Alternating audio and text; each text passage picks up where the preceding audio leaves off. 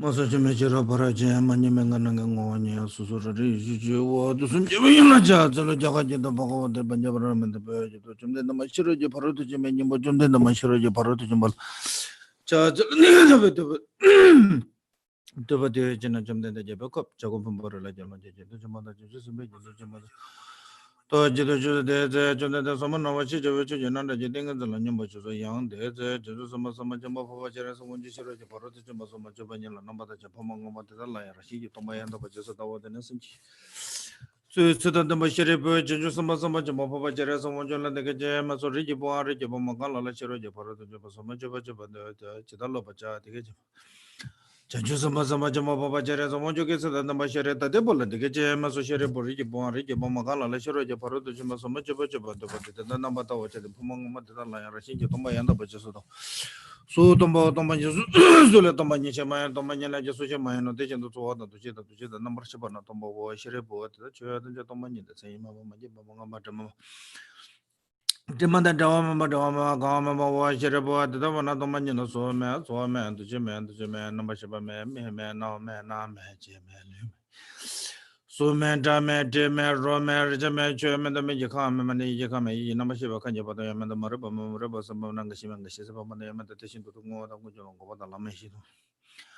Sheripo, the one change the man at home, but Sheraja for Juma de Latin and the Salat Bowman, the Tobama, the Children on the Shinto, the Yahan, and the Patarajo, the Son Namashiva, Sheraja for Juma de Latin.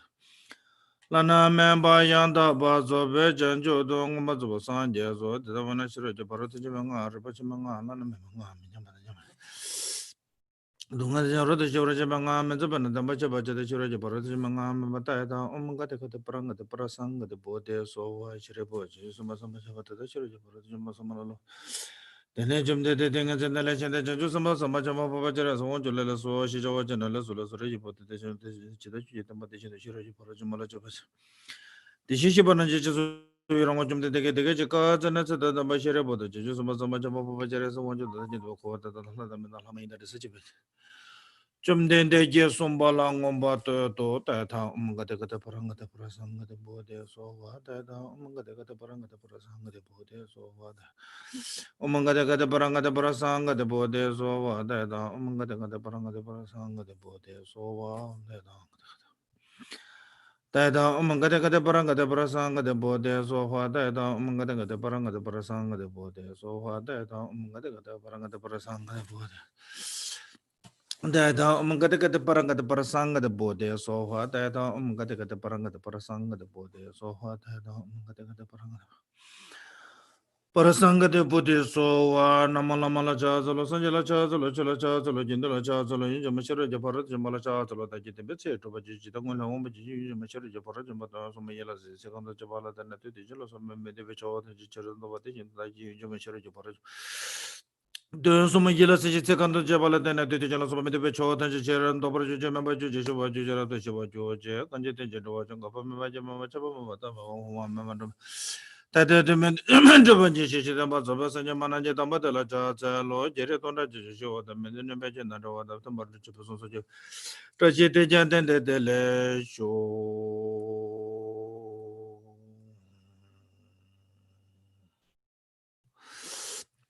Oh, Menching Japanando, the Sosanja Gunya, Rasan Chukum, the Savala language, Tajato Jeresut.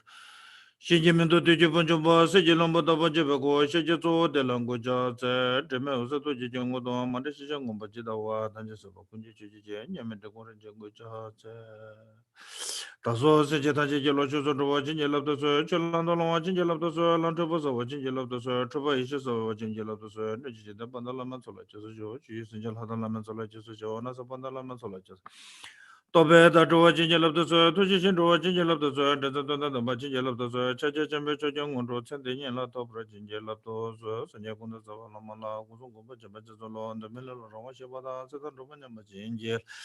Sanje kunde tsavala mala gozon goba chembe chatalo the mela lo rawa shabada setan roba nyamba jenje lo sanje kunde tsavala mala gozon goba chembe chatalo the mela lo rawa shabada setan roba nyamba jenje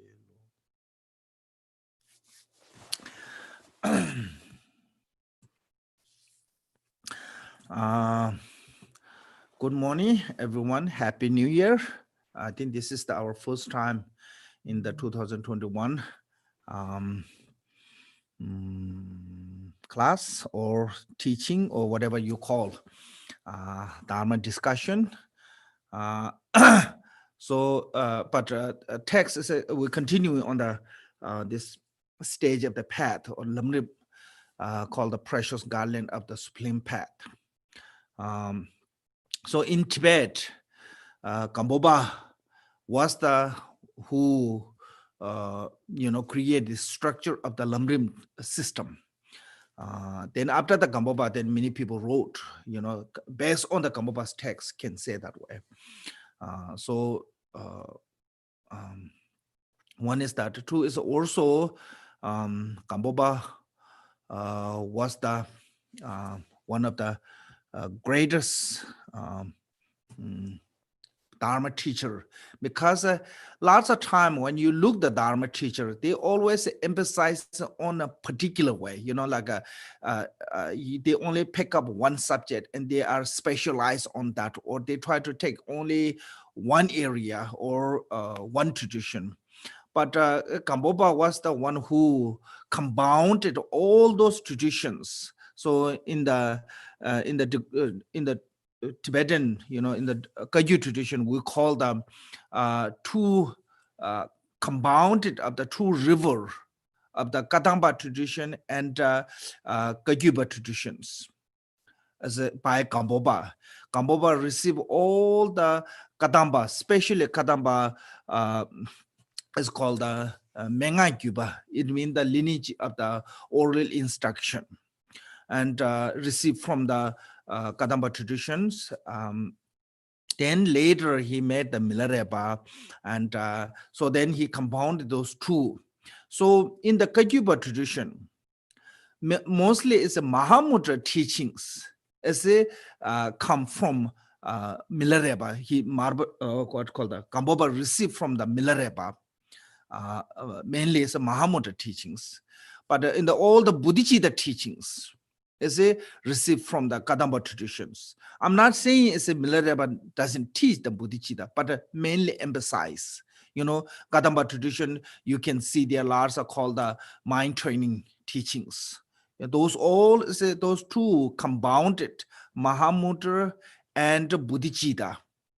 That is a compounded by the Gamboba. So that reason Gamboba was the really special. In the Kagyu lineage, we always call the Marba tradition, Milarepa tradition, Gamboba tradition. And after the Gamboba, there's many like Gamboba tradition in the Pamuntaba tradition, and many other the Digung Dugba, many tradition comes. Those all is a reason why those tradition come is because each other tradition is each Lama is becoming so popular.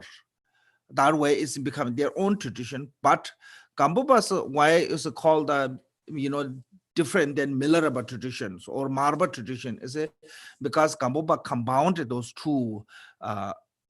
So that way, and one of the greatest teacher in Tibet. Even Buddha himself mentioned about the Gamboba in the Samantarraja Sutra. Said in the later in Tibet, you will be reborn as a physician, and you give teaching on the Samantarraja Sutra. So when Gamboba was passing, when before parinirvana, and he said, in the future, anyone who have a devotion to me, to Gamboba, and but I feel like unfortunately I haven't get chance to meet with the Gamboba. If you feel that way, then don't have to be feel regret of not meeting with me, because once you study and practice my text, but especially jewel ornament of the liberation and the precious garland, the sublime path, those two, there is no different than this is when you meet those two texts, it's the same as a meeting with me. So the reason we have to study those texts, because also if you look on this way, why Buddha come on this earth? Why those all great master reincarnated from the Manjushri, Avalokiteshvara, Vajrapani, and different reincarnation. Why they reincarnate on the earth? All those Buddha and Bodhisattvas, those all Buddha and Bodhisattva are reincarnate on the earth to teach us. Not they not reincarnate on the earth to liberate us from them. Only they can liberate us by guiding. So they are guiding, they are teacher, they are so that way if we cannot follow their instruction, they cannot liberate us. Only they can liberate us from the samsara by following their instruction. Those reasons we have to study those texts.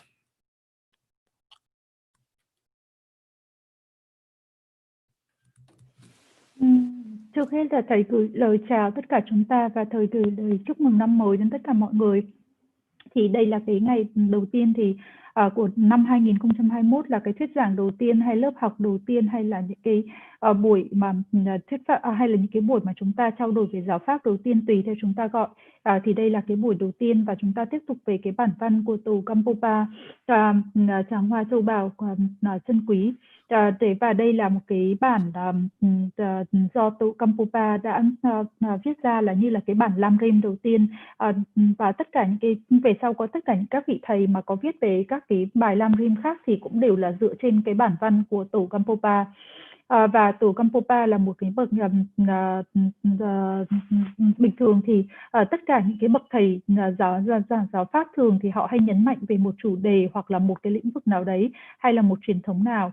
Thế nhưng mà đối với tổ Kampopa thì người đã tập hợp tất cả lại, và bình thường thì chúng ta thấy rằng là gọi tổ Kampopa là người đã hòa nhập được hai dòng sông, đấy là dòng sông của Kadampa và dòng sông của Kayupa.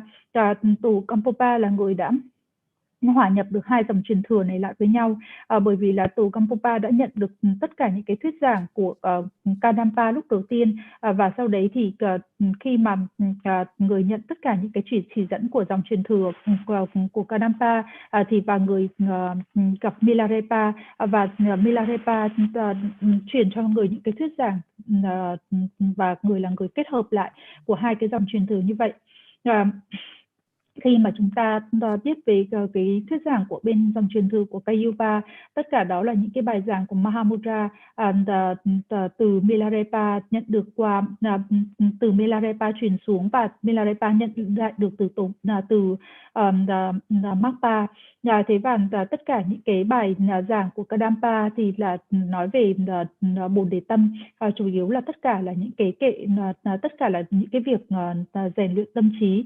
Thế và tổ Kampopa đã kết hợp được cả hai dòng truyền thừa này lại với nhau. Thế và ở đây thì có rất là nhiều các cái truyền thống, và như vậy thì là trở nên là những cái truyền thống riêng lẻ này đều là rất là quen thuộc. Thế nhưng mà tổ Kampopa là cái người đã khác biệt, là đã kết hợp được hai cái truyền thống này lại với hai cái truyền thống khác biệt này lại với nhau. Khi mà Đức Phật tới và người có thuyết một cái bản kinh Thiền Định Kinh Vương đó, trong đó thì người có nói về một cái vị thầy thuốc, và sau đấy thì vị thầy thuốc này sẽ dạy về những cái điều như vậy trong tương lai. Thế và sau đó thì cổ Kampopa xuất hiện, và tổ Kampopa trước khi mà nhập diệt Niết Bàn đó thì người nói rằng là trong tương lai tất cả những cái người học trò, những cái người nào mà có cái niềm tín tâm vào ta nhưng mà không có khả năng để gặp ta thì đừng có hối hận, hãy học và thực hành những cái bản văn của ta, thì như vậy cũng là như là việc là đã gặp mặt ta. Và đặc biệt là hai cái bản văn là pháp bảo của sự giải thoát và bản văn tràng hoa châu bào chân quý thì cũng chả khác gì là được gặp ta trực tiếp cả. Đức Phật thì đã tới trái đất này, và tất cả những cái bậc thầy khi mà họ tái sinh ở trong cái thế giới của chúng ta, và tất cả các vị là khi mà đã tái sinh như vậy thì là đến thuyết giảng cho chúng ta, giải thoát chúng ta nhờ những cái thuyết giảng, chứ không phải là làm cho chúng ta có thể một cách ngẫu nhiên có thể được giải thoát, mà chỉ nhờ những cái thuyết giảng. Chúng ta đi theo những cái thuyết giảng của chư vị và chúng ta mới có thể giải thoát được. Nếu như mà chúng ta bản thân chúng ta không thực hành và chúng ta không đi theo những cái thuyết giảng như vậy thì không thể nào mà cái việc giải thoát nó có thể đạt tới một cách ngẫu nhiên được. Và chính vì vậy là chúng ta phải đi theo cái con đường và chúng ta phải đi theo những cái chỉ dẫn qua những bản văn là như vậy. Okay, so as a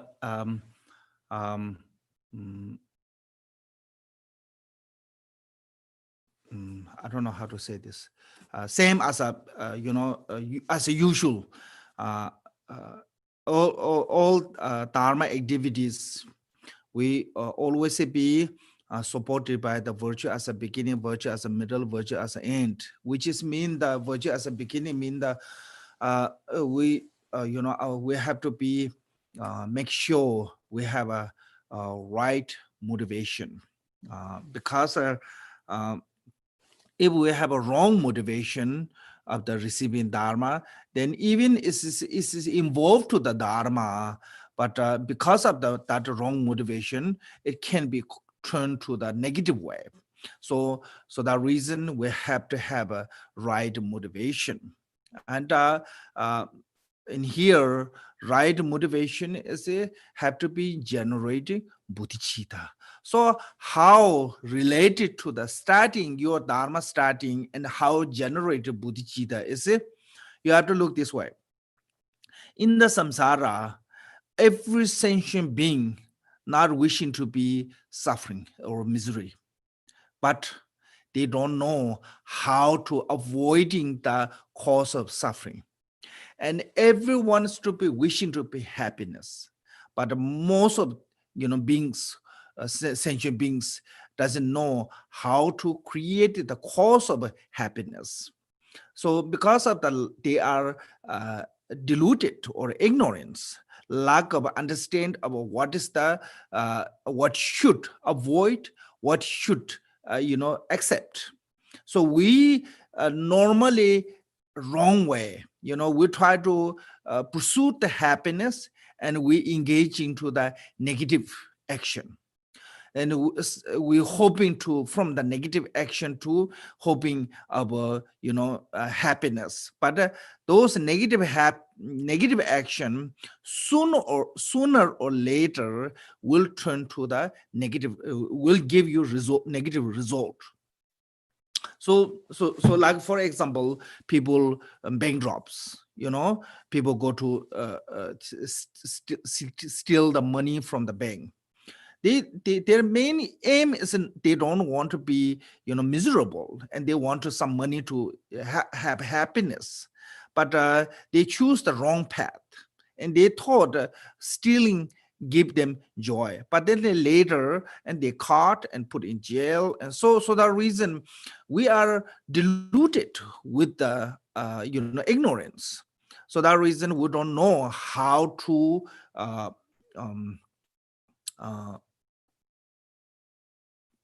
accumulate the cause of a merit, cause of happiness, how to accumulate the merit, which is the cause of happiness. So that we call the sentient being are ignorance. Because of this ignorance, we are suffering. So but today we get chance to a chance to learn the dharma, which is the antidote of the ignorance. So that today whatever I'm going to learn, this wisdom, I'm going to liberate, or I'm going to use this one wisdom as a help to everyone who have no chance to practice the dharma. So that kind of intention, then that is what is bodhicitta mean, that whatever you're learning, whatever you're engaging, whatever you're practicing, that all those three wisdoms called the hearing, contemplate, and meditation, for the purpose of benefiting every sentient beings, then that is a bodhicitta. So that way, with the supported by the altruistic motivation of the bodhicitta, if we receive the teaching, then that teaching is becoming authentic, or that teaching is becoming positive, or turn to the good deed. If we try to receive the teaching based on the wrong motivation, then even receiving the teaching as a dharma, but because of our wrong motivation, that can become negative. So the reason virtue as a beginning means that make sure we have a good motivation, or whatever we engage in dharma activity, make sure supported by the good motivation. So this reason we must generate the bodhicitta.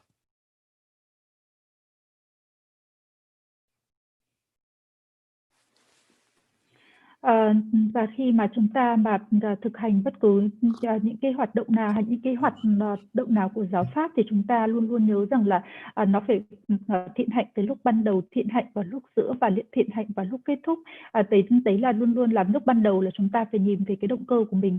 Nếu như mà chúng ta bắt đầu bằng một cái động cơ sai lầm thì bất cứ những cái gì chúng ta làm, bất cứ những cái hoạt hạnh nào, kể cả cái việc thực hành giáo pháp của chúng ta cũng sẽ biến chuyển nó trở thành theo một cái cách nó tiêu cực, và như vậy thì đem lại cho chúng ta là hoàn toàn cái quả nó tiêu cực. Và chính vì vậy thì chúng ta ở đây thì cần phải phát khởi bồ đề tâm ngay từ lúc ban đầu. Tất cả mọi chúng sinh không ai là mong muốn khổ đau, thế nhưng mà họ không biết làm thế nào để tránh khỏi những cái nhân của khổ đau. Thế và tất cả những chúng sinh mong muốn là có hạnh phúc, thế nhưng mà họ không biết cách làm thế nào để tạo ra những cái nhân để mà có thể mà làm cho họ được hạnh phúc cả. Thế nhưng mà và thậm chí là họ thiếu những cái sự hiểu biết, và họ không biết là họ cần phải làm gì và họ cần phải tránh những cái gì. Mặc dù là họ mong muốn hạnh phúc, thế nhưng mà những cái việc mà khi mà họ kết vào thì lại là những cái việc mà tiêu cực. Thế cho nên là tất cả những cái cách sai lầm như vậy, những cái hành động tiêu cực như vậy, mặc dù là họ có mong mỏi hạnh phúc thì nhưng mà cũng biến trở thành một cái kết quả nó tiêu cực. Ví dụ như là khi mà đi ăn cướp nhà băng thì cái việc mà lấy trộm lấy cướp như vậy, mục đích là họ cũng chỉ là muốn có tiền, thế nhưng mà họ đã hoàn toàn là làm sai cách, cho nên là họ đi sai con đường. Thế cho nên cuối cùng cái kết quả họ nhận được là gì? Là tòa án và rồi tù tội. Tất cả đấy là do những cái sự mê muội của họ, và những cái sự mê muội đó là do bởi vô minh. Và bởi vô minh như vậy cho nên là không biết là làm thế nào để tích lũy được những cái công đức là nhân để tạo ra những cái là nhân để mà tạo ra những cái hạnh phúc như vậy. Mà ở đây là họ bởi vì tất cả những cái vô minh thì cho nên là đem lại cái sự khổ đau.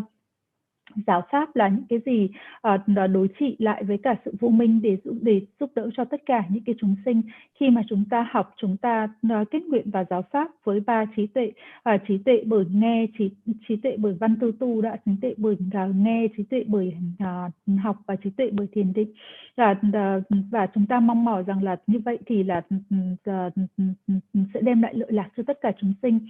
Và đầu tiên khi chúng ta cần phải phát khởi lên với cả những cái niệm vị tha như vậy, khi mà bắt đầu một cái việc thực hành giáo pháp nào, hay bất cứ một cái việc học giáo pháp nào, khi mà chúng ta đã phát khởi như vậy rồi thì đương nhiên là chúng ta sẽ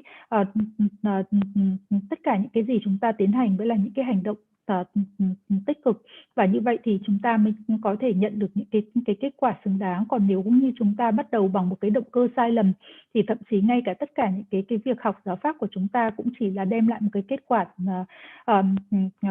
tiêu cực thôi. I done. Okay, so the text is today we are on page English is page 16. I don't know Vietnamese which page. Ms. Tao, can you tell them what the page number is? We are talking about today, actually from middle of the last time we stopped here, middle of the 18 errors of the Dharma practitioners. So since we're practicing Dharma, make sure we don't practice Dharma with error. Because with error, if we're practicing Dharma, it's mistaking. I mean, it's wasting our practice. And it wasting our time with error. So make sure, there's not error not come with our Dharma practice. The reason we have to recognize what are the error.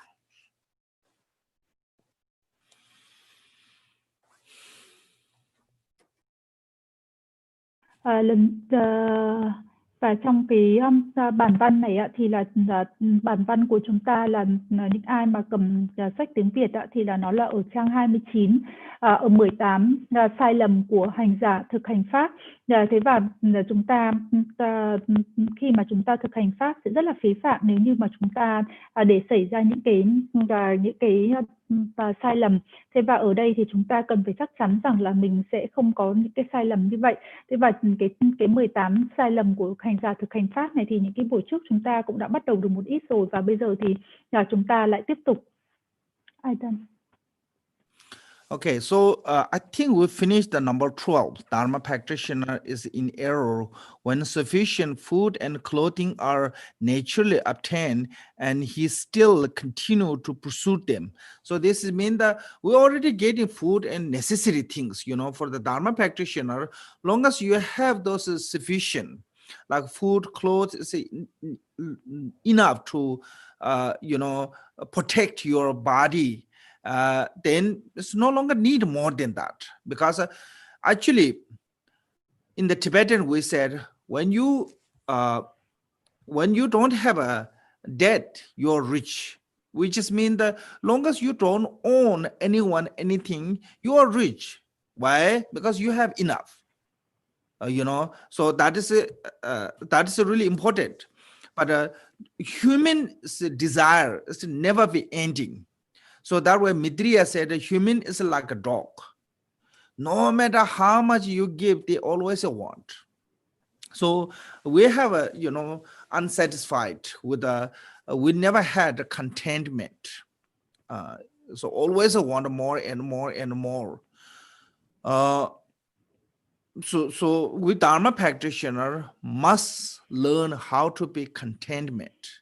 Long as we have those necessity things comes, then you don't have to be put your time to pursue them, to try to make money, try to try to beg to go around. So that is a error. Then why? Because when you try to pursuing the clothing, money, and food, even you have enough, then it's just a wasting time.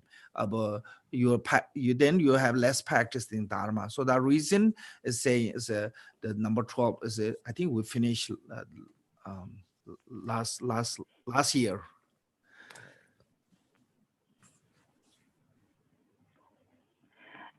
Thầy nghĩ rằng cái điều 12 thì chúng ta đã học xong rồi. Cái điều 12 ấy, thì nói rằng là gì? Hành giả thực hành pháp phạm sai lầm khi có đủ thực phẩm, quần áo một cách tự nhiên mà vẫn theo đuổi tiếp. Thì chúng ta thì ít khi là chúng ta biết đủ, và đặc biệt là tất cả những cái chúng sinh nhân loại thì không bao giờ biết dừng lại. Và chúng ta có những cái ham muốn thì là vô tận.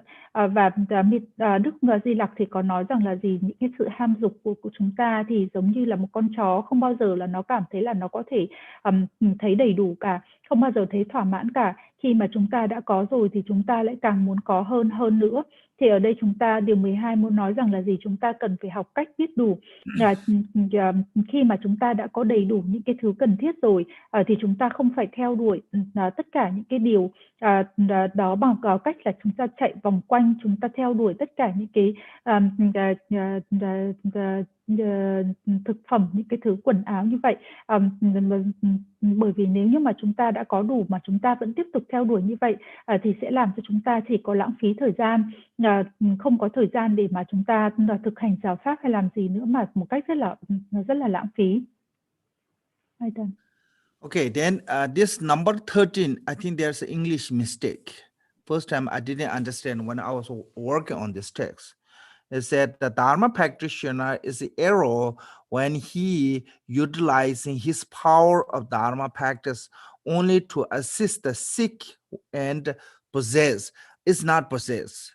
It's just talking about the child, small child, especially immature birth child. So someone have a child sickness or immature birth sickness.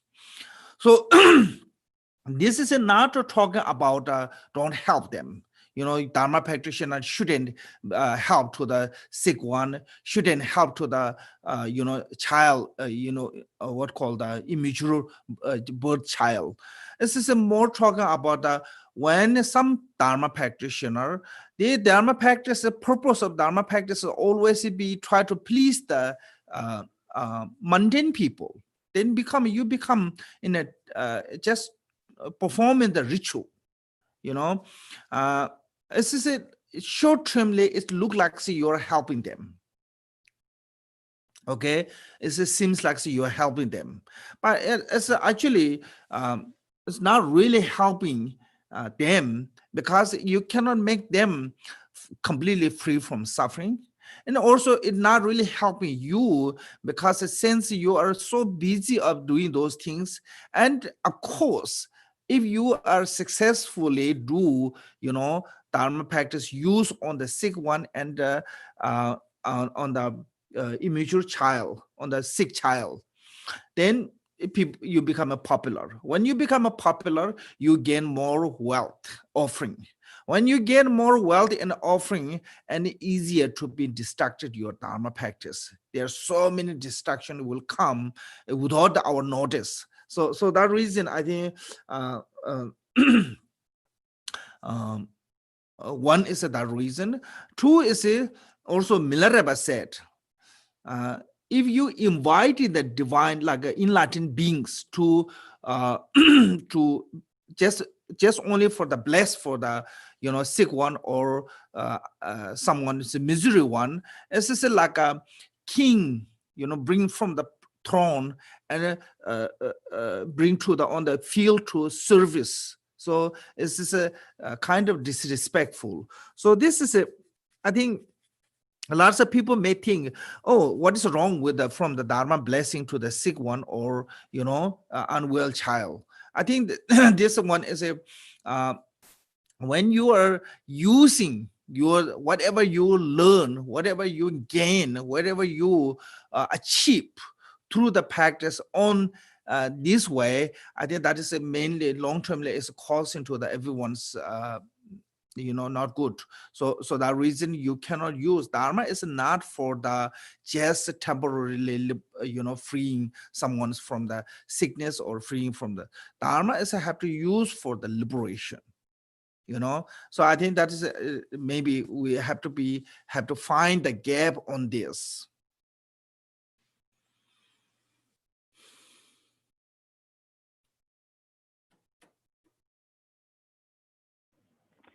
Thế và ở đây thì cái điều 13 này thì thầy nói rằng là ở trong cái tiếng Anh có một cái lỗi, cho nên là khi mà chúng ta dịch ra tiếng Việt ở đây thì cũng không được chuẩn, tức là hành giả thực hành pháp phạm sai lầm khi sử dụng năng lực thực hành pháp chỉ để phục vụ ốm đau và sở hữu. Thì thầy nói rằng là cái từ sở hữu ở đây không đúng, mà cái từ sở hữu này thì nó có nghĩa rằng là một cái đứa trẻ mà nó bị ốm đó. Thì ở đây thì một cái đứa trẻ mà mới sinh mà nó có những cái vấn đề, thì ở đây thì muốn nói rằng không muốn nói rằng là chúng ta không giúp đỡ những cái người ốm, những cái đứa trẻ mà sinh ra mà nó đau ốm như vậy. Thế mà ở đây muốn nói rằng là gì? Cái mục đích rằng là khi mà chúng ta thực hành pháp với những cái mục đích, bởi vì những cái mục đích thế tục, chúng ta thực hành những cái nghi lễ để giúp cho những cái người ốm, những cái đứa trẻ mà sinh ra mà nó bị ốm như vậy, thì dường như là chúng ta dường như là giúp đỡ. Thế nhưng mà những cái điều như vậy là hoàn toàn là vì cái mục đích thế tục, và nó không phải là để giải thoát cho cái đứa trẻ đó, mà bản thân chúng ta khi mà thực hành những cái nghi lễ như vậy thì chúng ta cũng sẽ không có thời gian cho chúng ta để mà thực hành, mà giải thoát cho chính mình. Thế và khi thực hành những cái nghi lễ như vậy thì có thể là chúng ta sẽ có những cái thành công và sẽ trở nên nổi tiếng. Thế nhưng mà bởi vì những cái sự nổi tiếng như vậy thì sẽ làm cho chúng ta bị xa rời về giáo pháp, và chúng ta càng ngày càng trở nên là bị sao lãng hơn. Milarepa thì cũng đã nói rằng là nếu như mà mời những cái chúng sinh giác ngộ đến để mà gia hộ cho những cái ốm đau, hoặc là làm những cái công việc như vậy, và mời họ ngồi lên ngai tòa và để mà họ phục vụ như vậy, thì là cái việc như vậy là hoàn toàn là một cái lòng sự thiếu tôn kính. Thế ở đây thì không muốn nói rằng là cái sự gia hộ thì nó không phải là tốt. Thế nhưng mà ở đây rằng là cái mục đích của chúng ta mong mỏi rằng chúng ta sẽ kiếm được một cái gì qua cái thực hành, thì như vậy thì có thể là về ngắn hạn thì nó sẽ đem lại cho chúng ta những cái lợi lạc. Thế nhưng mà về dài hạn về lâu dài thì nó không có chút lợi lạc gì cả. Ở đây chúng ta sẽ thực hành pháp nó là vì một cái mục đích ngắn hạn, vì những cái tài bảo, vì những cái danh tiếng. Thế và mục đích thực hành pháp nó không phải là cái sự giải thoát. Và chính vì vậy chúng ta cần phải thấy là có cái sự khác biệt ở trong điều này là ở trong cái điều 13 này là như vậy. So this is also have to look this way. I think it's not saying is it don't help them, sick one or like a unwell child. This is because sometimes we're using wrathful, like Tibetan we call the ritual for revolting attack, kind of like dokpa, like by using those wrathful deity like a lion face, Sengdoma, and also a white umbrella, and those so we use as those ritual power to try to rewarding attack. It's a rewarding attack. So now you have to look this way. Lots of our sickness also involved to the spirit. Sometimes our sicknesses come from the element, sometimes come from the spirit. When around us, the spirit are unhappy, sometimes it causes us to sickness. So there's have a solution to how to free from those sickness from that spirit without harming them. Because if you use the wrathful deity, you may can heal the child. You may can heal the sick one, but you harm to those spirit. So it's just like you heal one beings, but you harm other one. So that reason shouldn't do lots of those rituals until you are really, become yourself as a stabilized practitioner. So then better way is what can do is like a katamba, katambas in the mind training traditions. In the mind training traditions, and if you look the mind training text, the mention said when you have this kind of unsacrificed, what called circumstance, unfavorable circumstance, particularly sometime when we have evil spirit attack. Then best way to how to free from that kind of is offering them the torma. So that way we have lots of like a naga torma offering, spirit torma offering. Those torma make them please, happy, and they are angry. Their revenge of their resentment is let go. They will let go, so they no longer harm us continually, and we are free from that harm, and they also not get hurt. So otherwise, lots of people like the wrathful practice. They think this is really powerful, can free lots of problems. Yes, you are freeing one side problem, but you making other one is more problem. So that reason, I think we have to find the solution to not one area make the fix, but other one is destroyed. One being help and other beings harm.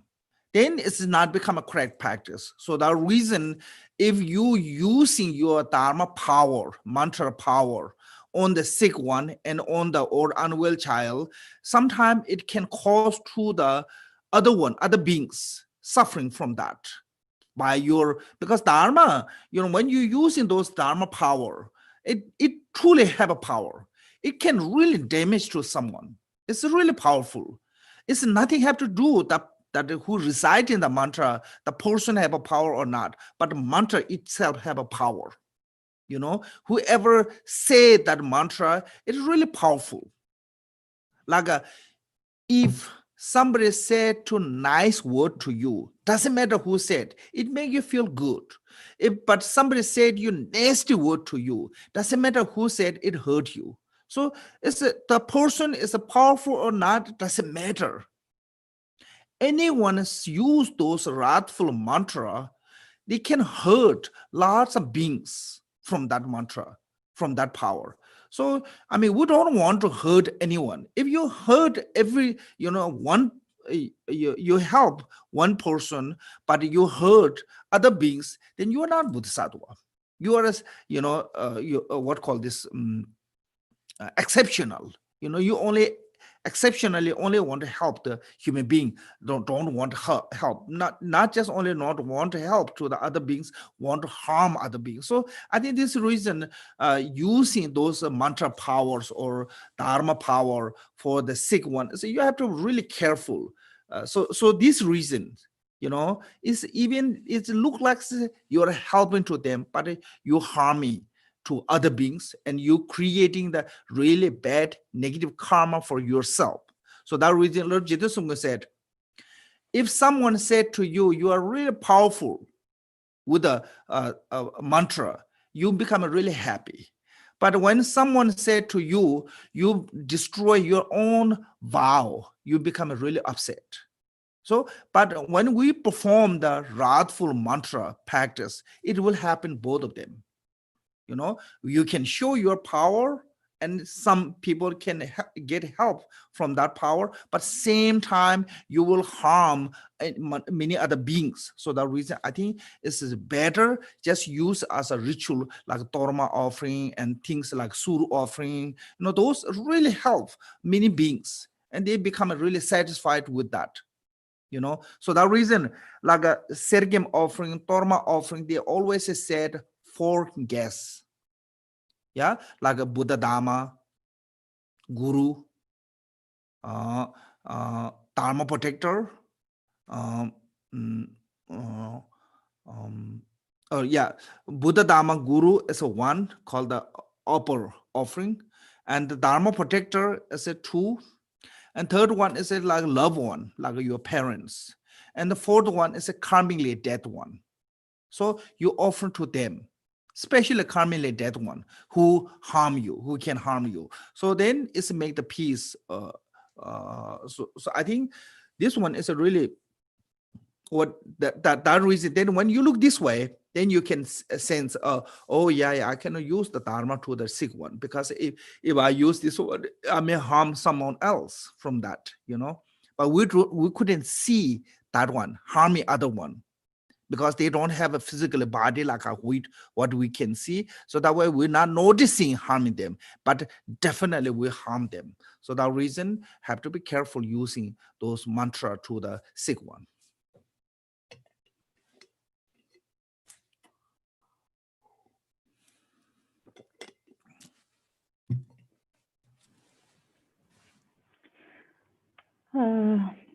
Hay là chúng ta có thể chỉ hiểu theo một cái cách như thế này. Nếu như mà ở đây không muốn nói rằng là chúng ta không giúp đỡ những cái chúng sinh mà ốm đau như vậy, hay là những cái đứa trẻ mà đã bị ốm như vậy, mà ở đây thì có nghĩa rằng là gì? Khi mà có một số người thì thường hay thích sử dụng những cái thực hành những cái bổn tôn phẫn nộ, để mà nhờ những cái bổn tôn phẫn nộ và những cái năng lực của những cái nghi lễ như vậy. Đối với người Tạng thì khi mà những cái nghi lễ mà thực hành bổn tôn phẫn nộ như là Đức Quan Âm, mặt sư tử, hoặc là bạch cái cái là cái ô trắng, nó quên mất cái pháp đấy rồi. Tức là khi mà sử dụng những cái pháp mà đối với những cái vị phẫn nộ như vậy thì có nghĩa rằng là gì? Để mà chống lại những cái bạch tản cái, đấy là để mà chống lại những cái sự tấn công. Thế nhưng mà khi mà chúng ta có thể là, nếu như những cái người nào mà thực sự có khả năng thì họ có thể là làm cho những cái đứa trẻ, những cái người ốm đau họ có thể chữa lành. Thế nhưng mà có thể là sẽ làm và gây hại cho những cái người mà những cái chúng sinh mà đang gây ra những cái ốm bệnh như vậy. Bình thường thì những cái ốm bệnh đó thì thường hay gây ra, hay là do những cái tinh linh nó gây ra. Đôi khi thì là do những cái yếu tố tứ đại của chúng ta nó không được ổn định. Thế nhưng mà khi mà những cái tinh linh, mà đặc biệt là những cái tinh linh không hạnh phúc và có vấn đề thì là sẽ gây ra những cái ốm bệnh cho mình. Thế nhưng mà khi mà chúng ta thực hành những cái bổn tôn phẫn nộ như vậy thì chúng ta sẽ làm hại những cái chúng sinh khác, chữa lành cho một người. Thế nhưng mà bên cạnh đó chúng ta đã làm hãm hại những cái chúng sinh khác. Và chỉ có thật sự là khi nào mà những cái người mà thực hành những cái pháp phẫn nộ như vậy thì họ phải là rất là có cái sự mà ổn định trong thực hành rồi. Đặc biệt là đối với những cái vị thầy bên Kadampa thì khi mà các vị đó thực hành những cái kệ luyện tâm đó, trong bất cứ những cái trường hợp nào, tất cả những cái chướng duyên nào, là khi mà bị những cái tinh linh, những cái ma quỷ tấn công như vậy thì họ thường hay dùng những cái biện pháp để mà những cái phương tiện để mà làm sao để mà có thể giải thoát cho những cái tinh linh như vậy, thì bằng cách là cúng dường tộc ma, họ làm cho những cái tinh linh như vậy cảm thấy hài lòng và hạnh phúc. Và thay vì là cái việc để mà gây báo thù như vậy thì những cái tinh linh đó họ sẽ bỏ đi và họ không gây hãm hại nữa, và không ai bị tổn thương cả. Thế nhưng mà nếu như mà chúng ta mà sử dụng những cái pháp phẫn nộ thì đôi khi là chúng ta sẽ tạo ra thêm những cái vấn đề cho mình, là chúng ta chữa lành một người và chúng ta hãm hại một người. Khi mà chúng ta tụng những cái minh chú đó, bởi vì cái năng lực của minh chú thì có những cái tinh linh nó bị tổn thương và nó thực sự là nó bị tổn hại. Nếu như đấy là bởi vì không phải là chúng ta có cái năng lực, mà bởi vì là đấy là cái năng lực của minh chú. Thế và như vậy thì chúng ta đã làm cho những cái chúng sinh khác khổ đau. Giống như là khi mà chúng ta nghe những cái từ mà rất là tốt đẹp thì chúng ta sẽ cảm thấy tốt lành. Thế nhưng mà những ai đó mà nói với chúng ta những cái từ nào đó mà nặng nề thì chúng ta sẽ cảm thấy là chúng ta bị tổn thương. Thế và ở đây thì những cái bổn tôn, những cái thực hành những cái pháp của bổn tôn phẫn nộ như vậy thì chúng ta đã làm tổn thương một số những cái tinh linh. Và đấy là khi mà chúng ta đã làm tổn thương những cái tinh linh như vậy thì một cái người như vậy thì đấy là không phải cách thực hành của một vị Bồ Tát, giúp một người và hại một người. Thế và đôi khi thì khi mà chúng ta hãm hại những cái người khác như vậy thì chúng ta đã tạo nên cho chúng ta bản thân mình những cái nghiệp vô cùng là tiêu cực. Thế và tổ Trích Sen Sung Côm thì có đã nói rằng là gì, khi mà ai nói rằng là chúng ta mà rất là rất là có quyền năng với những cái minh chú như vậy, thì khi mà nhận được những cái lời ca tụng như vậy thì chúng ta thấy rất là hạnh phúc. Thế nhưng mà khi mà ai đó nói rằng là chúng ta đã hại bản thân mình rồi thì chúng ta sẽ lại cảm thấy là mình rất là thất vọng. Thế và ở đây thì khi mà chúng ta dùng cái năng lực của những cái bổn tôn phẫn nộ như vậy thì vô tình là chúng ta đã hãm hại những cái người khác. Thế vậy những cái việc mà chúng ta cúng dường những cái tinh linh bằng cách chúng ta cúng dường tộc ma, hoặc là chúng ta cúng dường những cái sentia như vậy, và đặc biệt là khi mà chúng ta cúng dường đến 4 cái tầng lớp của chúng sinh, tất cả những cái chúng sinh giác ngộ, tất cả những cái vị hộ pháp 6 tầng lớp chúng sinh và tất cả những cái oan gia trái chủ của chúng ta, khi mà chúng ta cúng dường họ như vậy thì sẽ làm cho họ hài lòng, và như vậy thì họ sẽ không gây cho chúng ta những cái sự hãm hại nữa. Okay, now is number 14. The Dharma practitioner is the error when he teaches the profound instruction in order to receive the food and wealth. So now it's these days I heard lots of people say, long as you can buy the ticket, people buy pay the ticket, you can receive any kind of teachings. Actually, it shouldn't do. Lots of Kagyu masters, even nowadays, lots of Kagyu masters, they never give such teachings to people who are not really prepared to receive those teachings. It is not because they are stingy to give teachings. It's not going to benefit for them. It's until you become really ready to receive that teachings. If you try to receive that, it's before that you are prepare yourself to receive that one, it's really not going to be helpful for you. It's just like if you want to receive really delicious food, you need a really good bowl or somewhere to receive.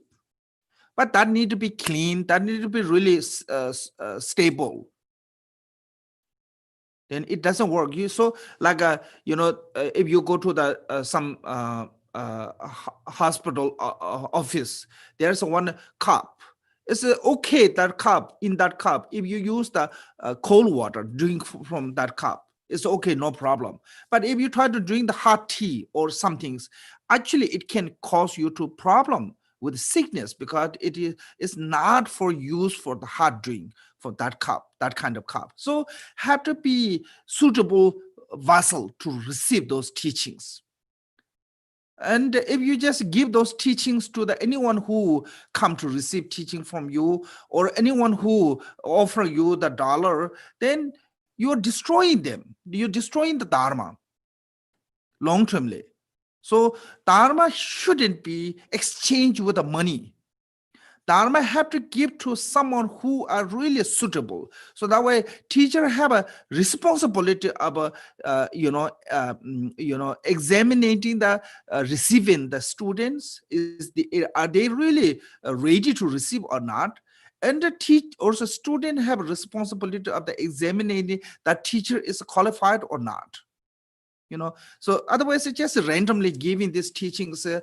Maybe that's make you really popular. If you're giving like a Tumu teaching on the Facebook, and there are lots of people join on that. I saw some giving teaching on the Tumu, and so many people come, because I'm not really sure it really helped. So because as earlier I mentioned that example of the vassal. So recently, Chenga Rinpoche came here from New Jersey, and one person, she requests him to teaching on the Tumu. And Rinpoche said to her, when you finish the Yongondo and your deity, all those preliminary preparation of the actual teachings, then he will give them. And reason is, he said, if you get the before all those preliminary preparation, it only get hurt you. It only destroyed. Is not going to helpful for at all from that. So that reason, I think, you have to give those suitable teaching to someone who are ready to receive. Then both get benefit. Otherwise, if you give the teachings for the someone who can offer you the money, food, clothes, whatever, so then it's become really negative. Even you giving teaching, that teaching is a negative. Why? Because your intention is not for the help to them. Your intention is to make yourself famous, or you receive lots of offering. So Adisha said, when you meditate with the thought of I wish to get this kind of offering, I wish to become a famous, and with that kind of thought, if you meditate, all the period time of a meditation is becoming negative. So that reason, if we intention of giving those teachings for the receiving the offering, then those all teaching is in negative. So that way, earlier I mentioned, motivation is really important. Make sure we have to have a correct motivation. So you have to examine it yourself, why you're giving this teaching, for what, for the reasons.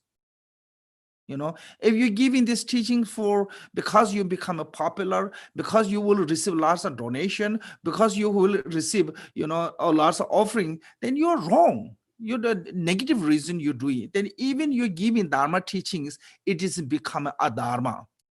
So that reason, as Gamboba said, is an error for the Dharma practitioner. If you give those instructions for purpose of receiving the food and wealth, then that is a mistake.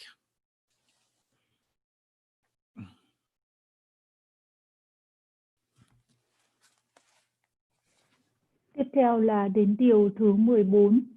Trong này điều thứ 14 nói rằng là gì? Hành giả thực hành pháp phạm sai lầm khi dạy những chỉ dẫn sâu sắc chỉ để nhận thực phẩm và tài bào. Ngày nay thì chúng ta hay nghĩ rằng là chúng ta trả tiền vé cho các vị thầy và chúng ta muốn nhận bất cứ thuyết giảng gì mà chúng ta muốn, thì như vậy là một điều sai lầm.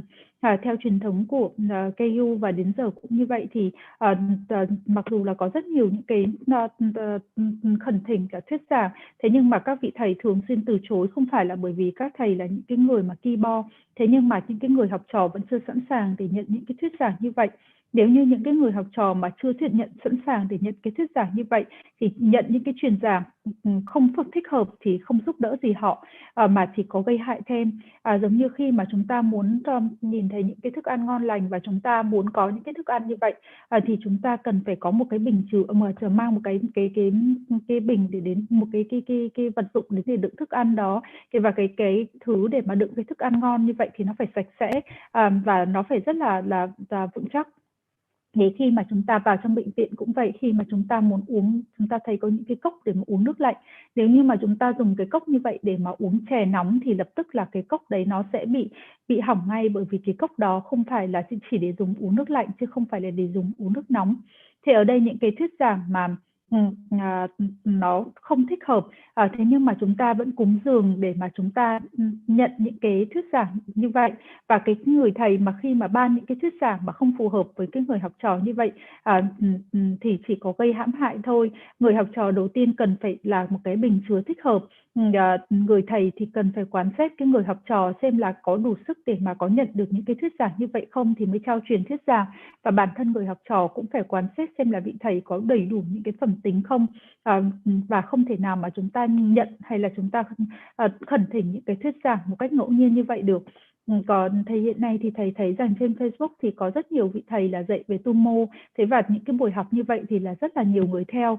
Thế nhưng mà cái điều như vậy thì liệu có giúp đỡ không, hay là chỉ gây hại cho những cái người mà khi mà họ là những cái bình chứa nó chưa sẵn sàng.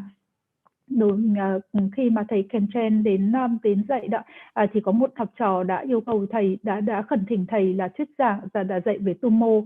Thế và thầy Kenchen từ chối, và thầy nói là gì? Chỉ khi nào mà con kết thúc ngôn rô, con kết thúc tất cả những cái thực hành bổn tôn, sau đó thì ta mới có thể dạy cho con về ngôn rô. Còn trước khi mà con sẵn sàng hay trước khi con chuẩn bị xong những cái thứ như vậy, nếu như ta thuyết giảng cho con thì điều này chỉ có làm hại con thêm thôi. Chỉ chừng nào con phải là một cái bình chứa sẵn sàng, thì lúc đó thì con mới có thể là sẵn sàng để mà nhận được những cái thuyết giảng như vậy. Nếu như mà chúng ta nghĩ rằng là chúng ta cúng dường vào vị thầy một ít tài bảo để mà chúng ta nhận những cái thuyết giảng thì hoàn toàn là sai lầm. Atisha, bản thân Atisha cũng đã nói là gì? Khi mà thiền và chúng ta thiền về những cái tài bảo, về những cái danh tiếng, thì như vậy thì toàn bộ tất cả những cái thiền của chúng ta cũng sẽ trở thành một cái sự sai lầm. Thế và ở đây thì nếu như mà trong cái điều 14 này nói rằng là gì? Nếu như mà chúng ta, bởi vì là khi mà dạy những cái chỉ dẫn sâu sắc chỉ để nhận thực phẩm và tài bảo thì hoàn toàn là sai lầm, bởi vì như thầy đã nói ở phía trên là hoàn toàn chúng ta phải nhìn về cái động cơ. Nếu như cái động cơ của chúng ta đúng đắn thì tất cả những cái hành động đi theo nó mới làm đúng đắn. Vậy ở đây cái động cơ của chúng ta cần phải hỏi là tại sao, và vì cái lý do gì. Thế như mà cái bản thân cái động cơ mà nó đã sai lệch thì tất cả những cái thuyết giảng của Pháp như vậy thì nó cũng sẽ không còn là những cái thuyết giảng về giáo Pháp nữa. So I heard this one. I have one friend. He done Digong tradition most of retreat, and Holiness sent him to one Drupakaji master to receive 6 yoga of Naroba. And that Drupakaji master said, if you go from the beginning of the preliminary practice of the fortuning of the mind to all the, going to finish, then I will give you those teachings. So even he have done other tradition, and still when come to the, some master, until you really go through everything, it's not going to receive you. So this one is also, you look this way. Why Shambhala tradition is really strong even nowadays. The founder of the Shambhala tradition, Chögyam Trungpa Rinpoche, passed away a long time ago. But still, the Shambhala Shambhala institution is really strong now, even nowadays. Why? Because the Trungpa Rinpoche make really strict rule. Until you finish those preliminary, you are not going to get those all advanced teachings. So then they gone through all the step by step. then they become really stable. Nowadays, people receive all kind of teachings, and people love to receive those big names, high, advanced. That is really popular. And then also lots of center, actually, because they have to run the center for the need money.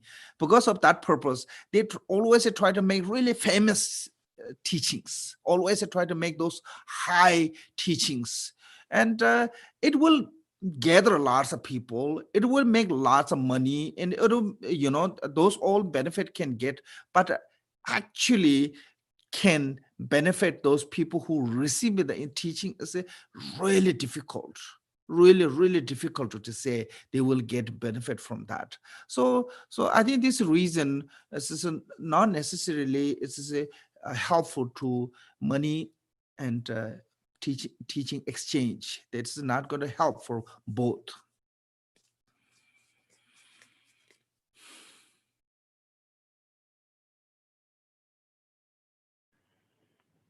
Thế và có một cái thầy đã từng nhập thất rồi, và sau đấy thì sư tổ có gửi vị đấy đi để học về 6 pháp Naropa với cả một vị thầy ở bên dòng khác. Thế nhưng mà vị này cũng yêu cầu rằng là nếu mà để muốn học được cái 6 pháp của Naropa này thì 6 pháp du già của Naropa thì vị này lại phải trải qua tất cả những cái pháp tu sơ khởi và từ 4 kệ luyện tâm vân vân cho đến khi kết thúc thì mới có thể nhận được cái trao truyền. Thế nhưng vì vậy thì thậm chí là tất cả mọi cái thuyết giảng tất cả những cái thực hành đã xong rồi, nhưng mà khi mà sang nhận của một cái dòng theo một cái truyền thống khác thì lại phải bắt đầu lại tất cả từ đầu cho đến khi trở thành sẵn sàng, nếu không thì sẽ không thể nào mà nhận được cái thuyết giảng.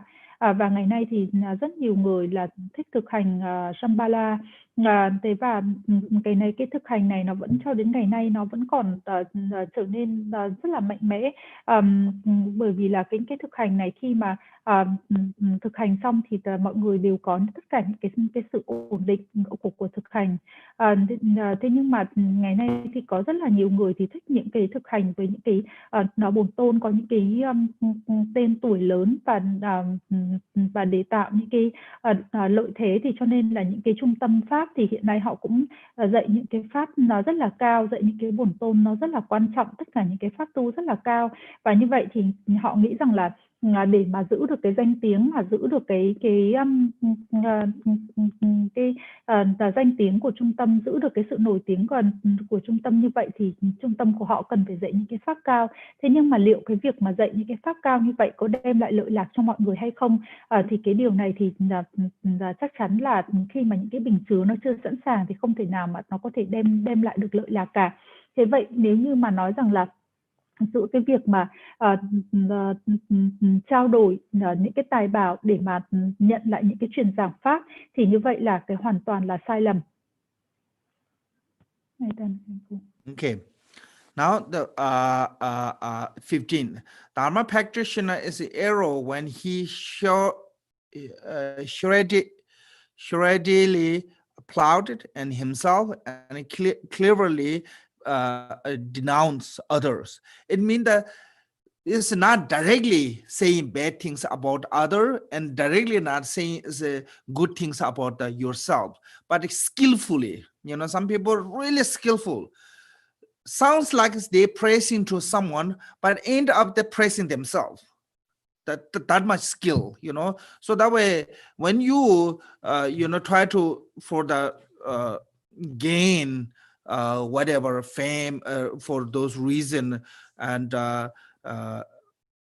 then of course if that is if you directly attack into the other, because nowadays we dividing for the Dharma many groups called the Theravada, Mahayana, Vajrayana. Each one is each other is criticized, and within the Theravada they have their own problem inside, criticizing as oh, mine is better than your one.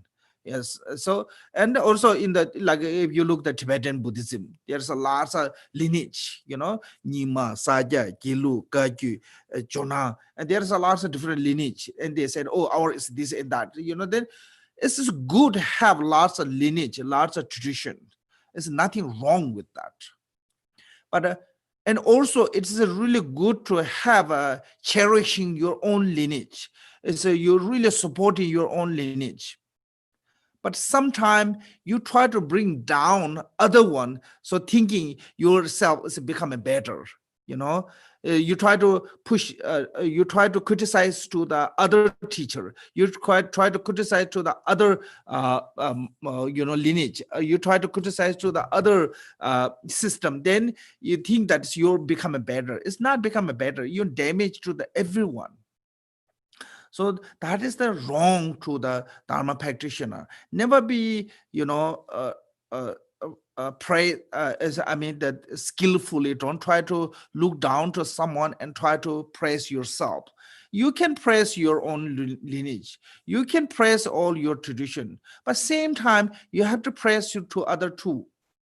Buddha said, and forget about the Buddhism, even the non-Buddhism. Buddha said, if you criticizing to them, you are distincting or separating yourself from the Buddha Berajana. So Mudi Chela made you number not a it means that why is it, I think this is I'm not sure exactly, but why is called a you part in part from the far from the number or Berajana mean, I think your mind is a more distracting from the meditation, because your mind is corrupted with the attachment as your tradition and hatred to the other tradition. So your mind is caught between those two emotions. You have no time to meditate. Even you try to meditate, your mind is distracted with this emotion. So that reason, this is nothing wrong liking your own guru, nothing wrong, liking or cherishing your own tradition, your own center, your own monastery, your own lineage. There's nothing wrong with that. But at the same time, if you try to do harm others, try to say bad things to the other, that is problem come from there. Then these two, main source of samsara, attachment, aversion, is raised from there. Then we build in samsara deeper. So that reason, I think, and then based on this emotion, our emotion is supported by the attachment and hatred, and then no matter what we do, no matter what we say, it is always end up with a negative. So that reason, a Dharma practitioner shouldn't be like do this one. Then if you do this one, it become error.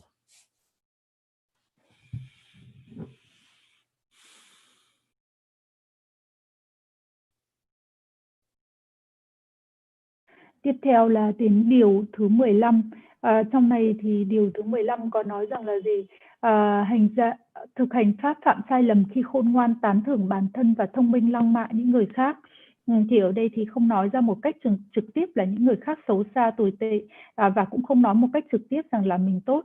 Thế nhưng mà một cách rất là thiện xảo, bằng cái cách làm khen ngợi người khác, nhưng thực ra là để mà làm giảm thấp uy tín của người khác mà ca ngợi mình ở đây. Thế và những cái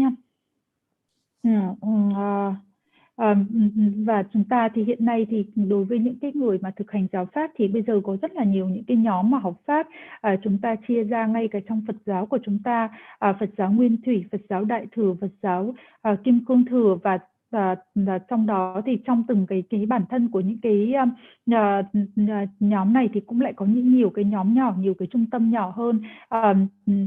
Thế và chúng ta chỉ trích lẫn nhau, chúng ta chỉ trích những người khác.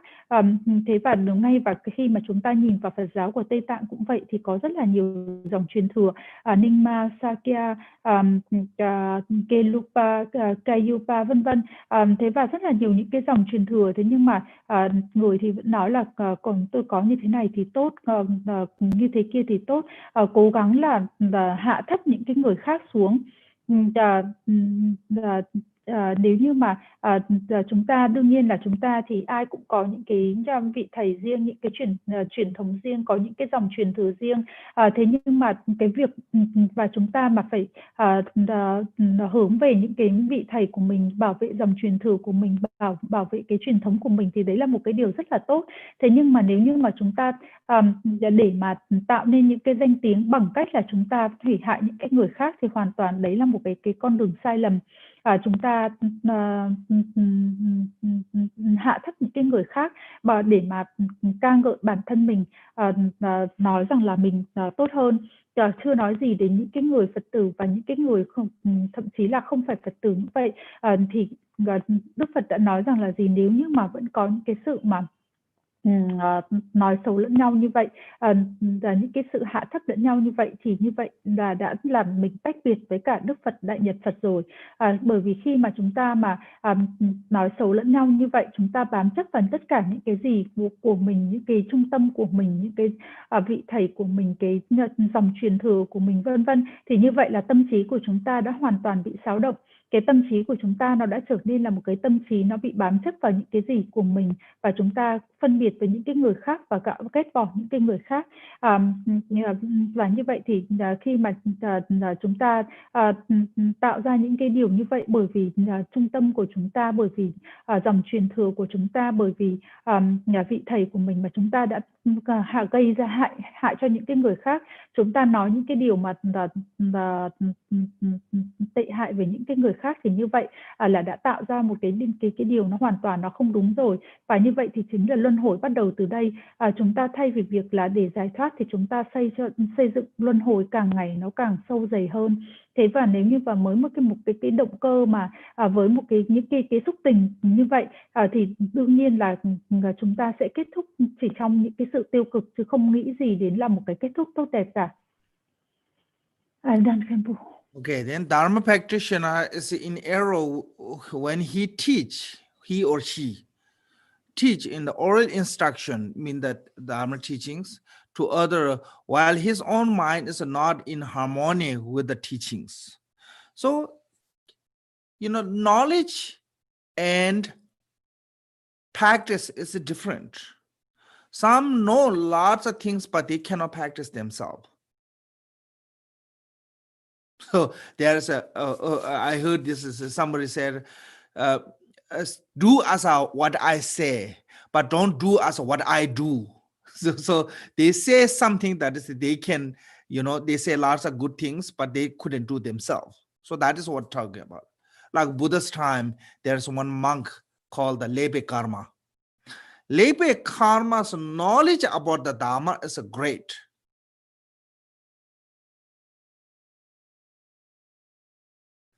Why? He even have a complete memorized of the 12 branch of the excellent speech of the Buddha. All the Tripitaka, he memorized. He can, from his heart, he can, repeat. His knowledge is great, but end up he was born in the, hungry ghost. Then Devadatta. Devadatta's knowledge, the text, they said, if you put on the elephant, he memorizing as a more than like a 500 elephants carry on text. That much he memorize. So his knowledge was so great, but his mind is really with a strongly negative emotion until the death. So that is showing us here we can learn. It's easy. Learning is not really difficult, but harmony or mixing our mind with the Dharma is really difficult. So for that need practice. Without the practicing, if just learning is not good enough. So harmony means the mixing, become inseparable. Like if you listen, teachings, pretty much everyone talk about the altruistic motivation. Everyone talk about the other is more important than themselves. But when the reality comes, everyone put themselves as a first. So that is what does it mean that knowing and doing is two different things. So I mean, not everyone, sorry, like me and like person like me always put self as a first. But when we talk, we always said, oh, you need altruistic motivation, you need bodhicitta and this and that. So sometimes like I hear this, I had this incident. That person is always talk, oh, samsara and nirvana is a one taste. They're not different. But those people, sometimes that kind of people, really, really sensitive. They cannot tolerate even the small amount of instant. They get so upset. They get angry. So those people know samsara and nirvana is a one taste. They are in the one taste state? No, they are totally diluted state. So that reason knowing and doing is two different. So main point is, I think whatever we learn in dharma, always be look in, not look out. So when we give in teachings, don't give teaching as a you guiding to them. Give teaching as a you reminding yourself. When you're reading text, don't read text as, oh, I'm going to use them to teach to someone. You just read the text. Oh, this is really useful for me to follow step by step. So I think this is, we have to learn Dharma for the practice, not for the use. Just for talk.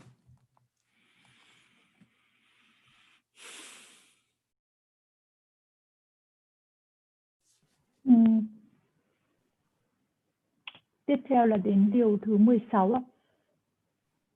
Trong này điều thứ 16 có nói là hành giả thực hành pháp phạm sai lầm khi dạy chỉ dẫn khẩu truyền cho người khác, trong khi tâm chính mình còn chưa hòa hợp với thuyết giảng. Ở đây thì chúng ta biết là khi mà chúng ta học giáo pháp thì nó có hai cái sự khác biệt. Một khi là chúng ta có những cái sự hiểu biết, và một cái thứ hai nữa là thực hành. Sự hiểu biết của chúng ta nó hoàn toàn khác biệt với cả thực hành của chúng ta. Có những cái người thì họ có rất là nhiều những cái kiến thức, có rất là nhiều những cái hiểu biết, họ biết rất là nhiều, thế nhưng mà họ không bao giờ thực hành cả. Hay là có một cái câu nói đùa rằng là gì, hãy làm như hãy làm như là tôi nói, chứ đừng làm như là tôi làm. Thì ở đây có nghĩa rằng là gì, có rất là nhiều những cái hiểu biết, có rất là nhiều những cái kiến thức, thế nhưng mà không thể nào mà làm nổi như những cái điều mình được biết, hay những cái kiến thức của mình có. Thế và có những có những cái người thì họ có những cái sự hiểu biết rất là lớn. Ví dụ như là có một cái vị tăng tên là Labekama, thì vị này có thể ghi nhớ được toàn bộ những cái tam tạng kinh, hoàn toàn ghi nhớ và học thuộc đó. Thế nhưng mà cuối cùng thì vị này đã kết thúc bằng cái sự là tái sinh ở trong cái cõi ngạ quỷ. Thế hay là Đề Bà Đạt Đa cũng vậy. Đề Bà Đạt Đa thì có thể ghi nhớ được, có cái khả năng để ghi nhớ được những cái bộ kinh mà như là nói được so sánh rằng là gì, 500 con voi có thể mang ở trên lưng. Thế nhưng mà tâm trí của vị này tràn ngập với những cái xúc tình tiêu cực, và cuối cùng là vị này kết thúc làm cho đến lúc chết là lúc nào cũng tràn ngập trong tất cả những cái xúc tình tiêu cực. Để học thì rất là dễ dàng, thế nhưng mà nếu mà để hòa tâm mình vào với giáo pháp thì là một cái điều nó khác hẳn. Ở đây thì có những người thì rất là khó khăn để mà có thể đi học thì thấy dễ dàng, nhưng mà để hòa tâm trí mình với giáo pháp thì là một cái điều nó rất là xa vời. Và như trong cái điều 16 thì nói rằng là gì? Tâm trí chưa hòa hợp với thuyết giảng thì có nghĩa rằng là tâm trí chưa thể nào mà tâm trí nó còn chưa thể nào mà nó an bình được, chưa thể nào mà nó hòa nhập được với giáo pháp. Chúng ta có thể đi nghe rất là nhiều những cái thuyết giảng và rất là nhiều lần bao giờ chúng ta cũng được nghe nói rằng là luôn luôn là chúng ta phải khởi lên những cái động cơ vị tha với tất cả những cái chúng sinh khác. Chúng ta luôn luôn là phải vì lợi lạc của những người khác. Thế nhưng mà bất cứ khi nào mà có bất cứ cái điều vấn đề gì xảy ra thì lập tức chúng ta sẽ đặt ngay cái tôi của mình lên đầu. Chúng ta cũng nghe nói về Bồ Đề tâm vân vân, thế nhưng mà hoàn toàn là chúng ta luôn luôn là để cái tôi của mình lên trước.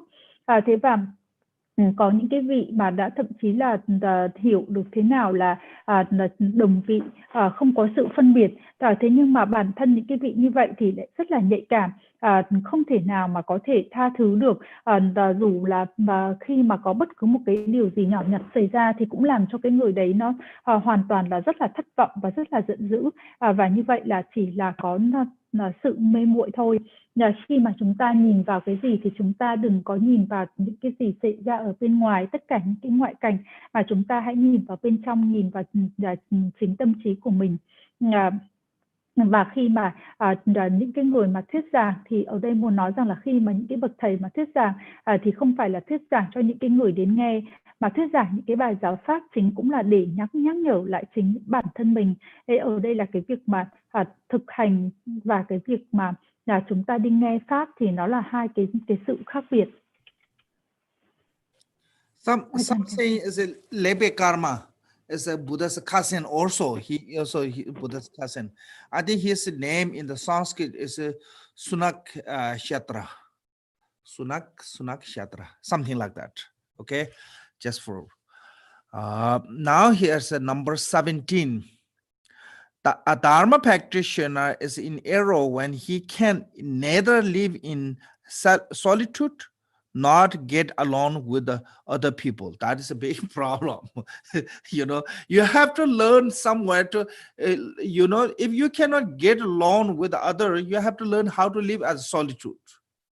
If you cannot live in the solitude place, you have to learn how to get along with the other. So if you can live with the solitude, actually good for the Dharma practitioner. Even you cannot get along with the other, it's okay, no problem, because you can go away. But if you cannot do both of them, that's a big problem. When you stay on the alone, your mind is really disturbed with the many emotion, loneliness, fears, and I kind of lots of emotion comes. And when you try to live with a community, and they always have an angry attachment, jealousy, that kind of comes. So then it's always a bit disturb your mind. So we have to learn one or other if we want to be Dharma practitioner, because Dharma practice is basically you have to be harmonize your mind. You have to make the peace your mind. So you can make peace by living solitude place by yourself, or you can make the peace your mind with the community. One of those two. And genuinely, human beings are social animals. So always we need the social contact. Like when we had the lockdown, lots of people become crazy because they couldn't go out. So that kind of problem comes. We couldn't live as a solitude. But then when try to go out, then we create lots of problem again with the fighting, and this emotion. So if you want to be practitioner, you have to be can do one or other, these two.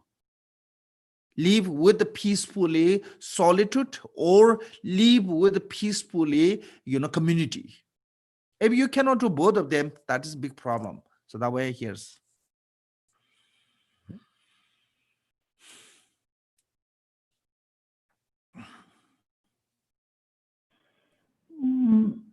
Thầy có sửa lại cái tên của vị tăng ban nãy là Sunasatra. Tiếp theo là cái điều thứ 17. Điều thứ 17 thì trong này có nói là gì? Hành giả thực hành, xin lỗi, điều thứ đúng rồi, điều thứ 17 ạ. Hành giả thực hành pháp phạm sai lầm khi không thể sống ở nơi cô tịch, cũng không thể sống với người khác được.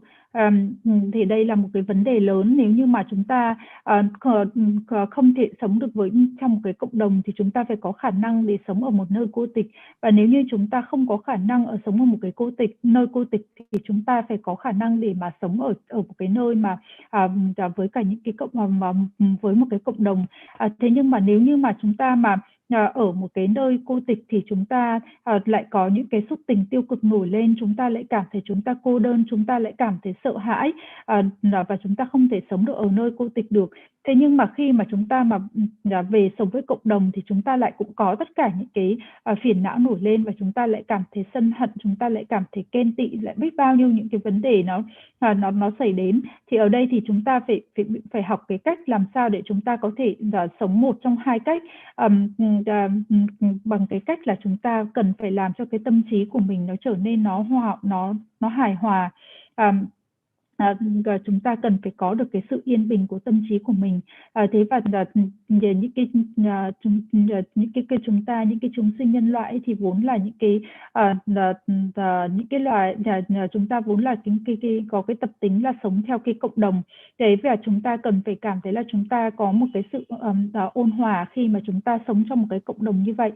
Thế và ngày nay khi mà chúng ta đang phải đối mặt với tất cả những cái nạn dịch như vậy, và khi mà chúng ta mà bị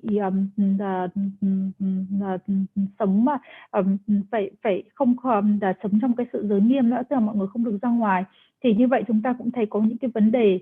Thế nhưng mà khi mà chúng ta được ra ngoài rồi thì chúng ta lại cũng có những cái vấn đề. Thế ở đây thì chúng ta phải tìm xem là chúng ta phải có học được một cái cách như thế nào đó. Khi đó là tâm trí của chúng ta nó hoàn toàn nó phải hòa với giáo pháp, hoặc là chúng ta phải sống được một cái cách như thế này, hoặc chúng ta sống một cái cách như thế kia, và cái cuộc sống của chúng ta nó phải trở nên rất là yên bình. Thì đấy là cái điều mà ở điều thứ 17 muốn nói như vậy. Okay, now next one. Said, Dharma practitioner is in error when he is carried away by pleasure and also cannot endure pain. So sometimes we have a up, everything come good. Don't be too excited with that. Sometimes our life will be down, things go wrong. Don't be so sad. But so you need to be really a stable mind, don't impact too much. Some people, when things come, they become almost crazy, so happy, things come their way. When not things come on their way, they become so upset, so emotion. So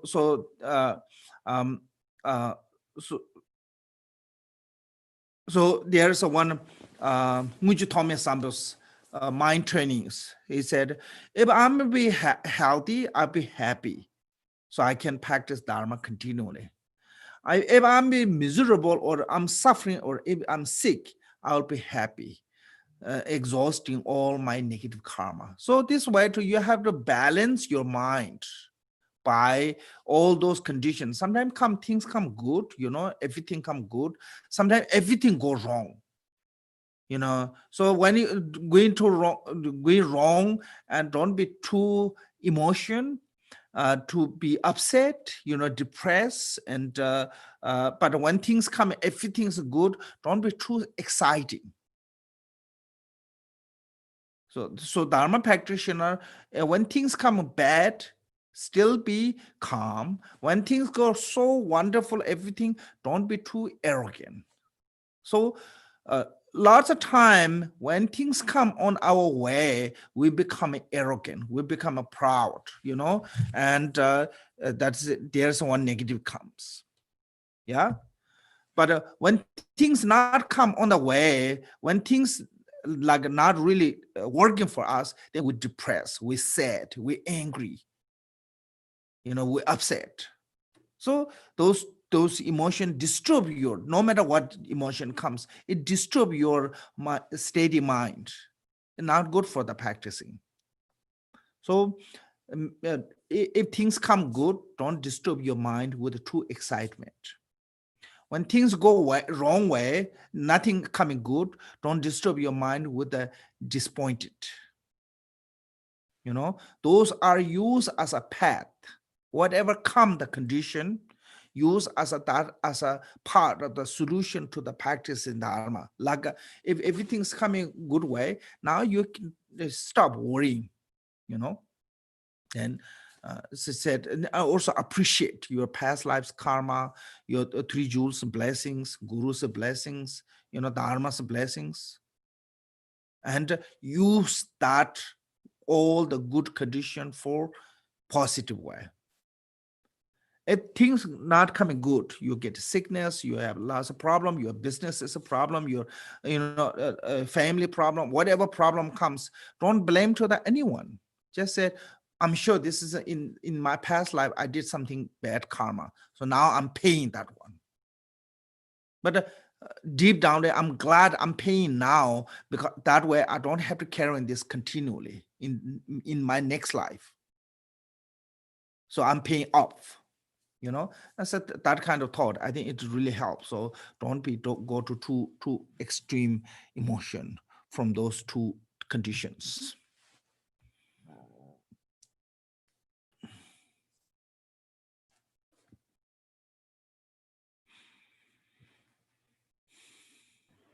Tiếp theo là đến điều thứ 18. Hành giả thực hành pháp mà phạm sai lầm khi bị những lạc thú cuốn đi và không thể chịu đựng những đau đớn. Đôi khi thì chúng ta là có những cái điều nào tốt đẹp xảy đến thì chúng ta cảm thấy là chúng ta quá phấn khích. Thế và khi mà chúng ta mà bị những cái gì mà nó xấu xảy đến thì chúng ta cảm thấy là chúng ta rất là buồn bã, rất là khổ đau. Thế và tất cả những cái điều này đều ảnh hưởng đến cuộc sống của chúng ta. Chúng ta luôn luôn là có những cái xúc tình, và cho dù bất cứ cái gì mà xảy đến trên cái cuộc đường, trên cái con đường của mình. Thế và vị bậc thầy của Nguyên sư Chokme thì có nói rằng là gì? Khi mà ta khỏe mạnh thì ta cảm thấy hạnh phúc, bởi vì ta có thể làm được lợi lạc cho chúng sinh. Khi ta ốm đau thì ta cũng thấy hạnh phúc, là bởi vì tất cả những cái nghiệp tiêu cực của ta đã được tịnh hóa. Thế và tất cả những cái gì xảy ra trên con đường của chúng ta, dù tốt hay là dù xấu, thì chúng ta cũng cần phải giữ sao cho mà chúng ta hoàn toàn là chúng ta có thể bình lặng được trước tất cả. Đối với những cái người mà thực hành pháp như vậy, khi mà những cái điều xấu xảy đến thì chúng ta cũng thấy chúng ta bình lặng. Khi mà tất cả những cái điều tốt xảy đến thì chúng ta cũng sẽ rất là bình lặng, không trở nên là ngã mạn. Đôi khi là có những cái điều gì tốt xảy đến và chúng ta cảm thấy chúng ta tự hào và bắt đầu ngã mạn nổi lên, và như vậy thì cũng sẽ hoàn toàn là những cái xúc tình tiêu cực rồi. Thế và khi mà chúng ta cảm thấy mà những cái điều xấu xảy đến thì chúng ta thấy là mình rất là buồn bã, chúng ta thấy là rất là chán nản và chúng ta giận dữ. Thì như vậy là tất cả những cái xúc tình này nó đều là làm cho tâm trí của chúng ta bị xáo động. Thế và ở đây chúng ta phải cố gắng làm sao để giữ cho cái tâm trí của mình nó không bị xáo động trước tất cả những cái ngoại cảnh như vậy. Chúng ta chúng ta hãy sử dụng tất cả những gì mà xảy đến với mình như là phần của con đường. Nếu như những cái điều gì xảy đến với chúng ta tốt lành thì hãy coi như đấy là những cái sự gia hộ của Tam Bảo, gia hộ của vị thầy, mà chúng ta sử dụng một cách tích cực trên con đường. Thế còn khi tất cả những cái gì tiêu cực xảy đến với chúng ta như là đau ốm, tất cả những cái vấn đề trong gia đình, tất cả những cái vấn đề với xã hội vân vân, thì đừng có kêu ca ai khác cả, mà chúng ta hãy nghĩ rằng là đấy là những cái nghiệp mà trong quá khứ chúng ta gây ra, và giờ đây chúng ta phải trả lại cái nghiệp của mình. Và khi mà chúng ta đã có cơ hội chúng ta trả cái nghiệp của mình bây giờ, thì trong một cái đời kiếp sau của chúng ta thì chúng ta sẽ không phải trả cái nghiệp của mình nữa. Và như nghĩ một cách như vậy thì chúng ta sẽ cảm thấy là chúng ta sẽ không bị quá thất vọng. Và ở đây thì chúng ta cần cái điều 18 muốn nói rằng là chúng ta phải giữ tâm trí của mình hoàn toàn bình lặng trước tất cả những cái gì xảy ra trong cái cuộc đời của mình, dù là nó tốt hay là nó xấu. Okay.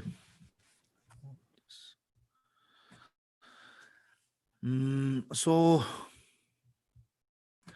this is called, this were the 18 error for the Dharma practitioners. Since we practice in Dharma, make sure don't go to in the errors. Now here's the 12 indispensable things. Indispensables. Without those 12, your practice not become complete, not become profound. So you must need, like something that is a must need for the practitioner. That way, indispensable things. Like you cannot, without it, that doesn't work. Like without the fire, you cannot cook. Without the water, you cannot grow. So things like that, it's a need things that is necessary, really important of a necessary for. So that way, this is one of them. So first one is said, first of all, is indispensable to possess the stable faith born from the sincere dread of the birth and death. So in the samsara, we all is birth and death is a reality. So from the per model, from the beginningless to until now, is this circle is come, birth, live, die, birth, live, die, birth, this circle continually. So that is how we wander in the samsara. So if you don't see samsara as a miserable, if you have no fear of dying, if you don't have a pain of death, if you don't pain of a sickness, if you don't have a pain of those all misery, then you don't need to be liberated from the samsara. If you feel that those all are unwanting circumstance, so these two are the symbolic, like birth and death. From the birth, we have the aging, we have the sickness, and we have all those other sufferings, including in the birth, include then death too. End of the life is a dying. So if you don't feel those are not bad, then it's a different case. But I don't think so anybody will be happy to that kind of circumstance. So that's called the samsara. If you feel a samsara is a miserable, samsara is unsatisfied, samsara is a suffering, then you have to look for the liberation.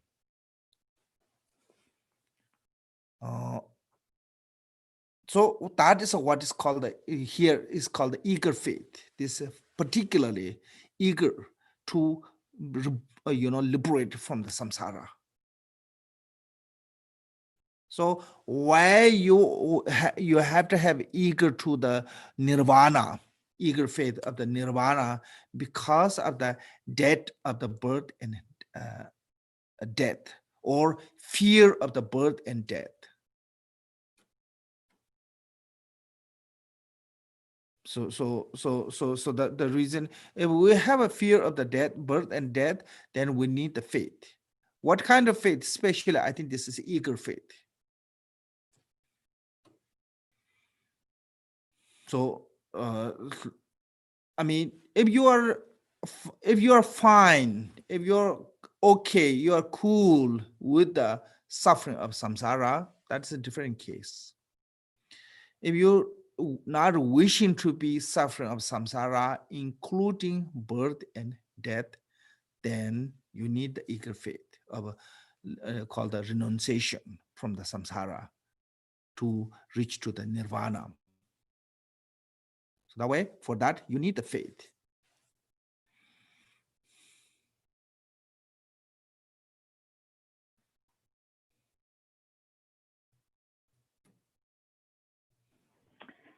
Tiếp theo là bây giờ chúng ta sang đến cái phần 12 điều tuyệt đối cần thiết. Thì 12 cái điều tuyệt đối cần thiết này là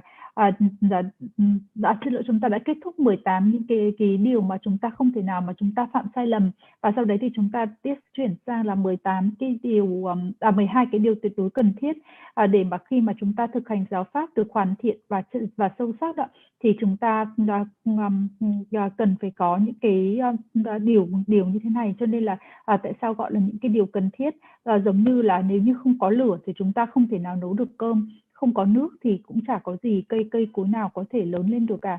Thế và ở đây thì những cái điều này nó cũng cần thiết cho thực hành của giáo pháp của chúng ta có thể trở nên toàn hảo và trở nên sâu sắc hơn. Thì điều thứ nhất nói là gì?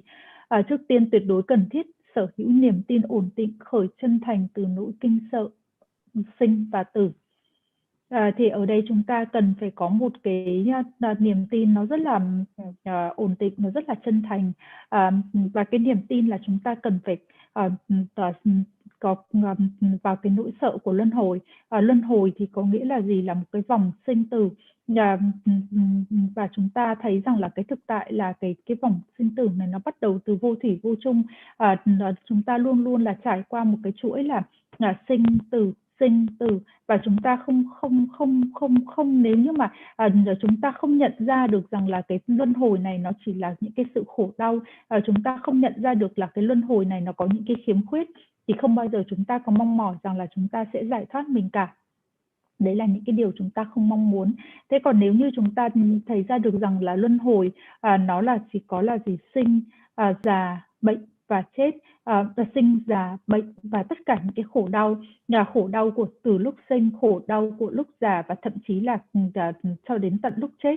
Thế nếu như mà chúng ta mà không nhận ra được như vậy thì chúng ta không thấy rằng là không có cái mong mỏi rằng là chúng ta sẽ giải thoát. Nếu mà chúng ta nhìn thấy rằng là luân hồi là chỉ có những cái sự khốn khổ, luân hồi chỉ là cái nơi khổ đau, luân hồi là những cái nơi mà có những cái khiếm khuyết, thì như vậy chúng ta mới bắt đầu tìm kiếm đến cái sự giải thoát cho mình. Khi mà chúng ta chúng ta có được cái sự hiểu biết như vậy rồi, thì cái điều này mới khởi lên cho chúng ta là một cái niềm tin. Một cái niềm tin là một cái niềm tin rất chân thành, là cái niềm tin là chúng ta phải giải thoát. Tại sao lại chúng ta lại mong mỏi là chúng ta có niết bàn như vậy, là đạt được tới niết bàn như vậy, là bởi vì cái nỗi sợ sinh và nỗi sợ tử. Nếu mà chúng ta có cái nỗi sợ như vậy rồi thì chúng ta mới có được cái niềm tin như vậy. Thế đấy là thầy nói cho những cái người nào mà cảm thấy rằng là chúng có được cái hiểu biết rằng là luân hồi là một cái chỗ mà hoàn toàn những cái khiếm khuyết, và luân hồi chỉ có những cái sự đau khổ. Thế còn đối với những người nào mà cảm thấy ok, nếu như mà ở trong cái luân hồi này, những cái nỗi khổ đau của luân hồi cũng chẳng là gì cả, và họ cảm thấy rằng là cái luân hồi này nó không có vấn đề gì cả, thì đối với họ thì lại là một cái chuyện khác. Thế còn ở đây những cái người nào mà đã hiểu được rằng là luân hồi chỉ là cái nơi khổ đau, chỉ là toàn những cái khiếm khuyết, thì như vậy thì họ mới có mong mỏi rằng là họ có một cái sự buông bỏ luân hồi để mà đạt được tới cảnh giới của niết bàn.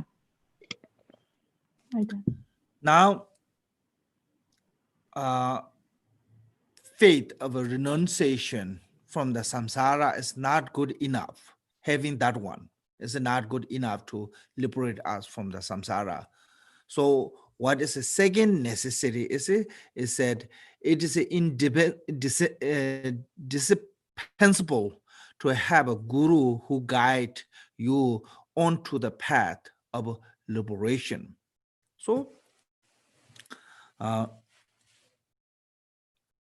once you want to be free from samsara, so only way free from samsara is practicing the dharma. Without using the path of the liberation of the practicing dharma, there's no other way to free from samsara. So only one way, only one path. only one way, only one road to liberation is the practice of the Dharma. Without the practicing Dharma, then no one will liberate it. If you don't practice the Dharma, no one make you liberated through the miracle power, through the blessings, through the any kind of power. No one make liberate. So only way to make liberate from the free from samsaric suffering is the Dharma practice. But Dharma practice is really necessary spiritual guru, spiritual guiding. That spiritual guru, these days, some people have a guru as a symbolic. This is not talking about the symbolic guru, that having photo or refugee card is not good enough. Here, guru means the who guide you, step by step.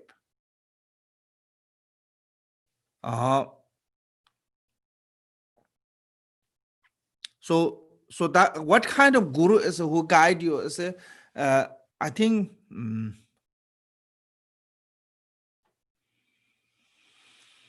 someone who can't take you that path, who are familiar with that path. That is called a guru who can guide. So that way, I think Gozang Gombotoji or one of the Kajuva master said, guru is need someone who tell you, come here, come this way. Not someone who tell you, go that way. So come this way mean that guru is himself is already gone on that path, is crossed that path, then telling to other, come this way. So then that guru have to guide you step by step. So in the jewel ornament, there's a guru example. It's like a like a captain, like a guide for the road. So those are symbolic. Those like if you rely on the public transportation, driver not going to say, okay, I'll show you the path, you go there. Driver will take you to until you get to your destinations. So guru needs something like that to take you step by step, all until you become yourself as a, what called the independent. So that kind of guru must need, who can guide you onto the path of the liberation.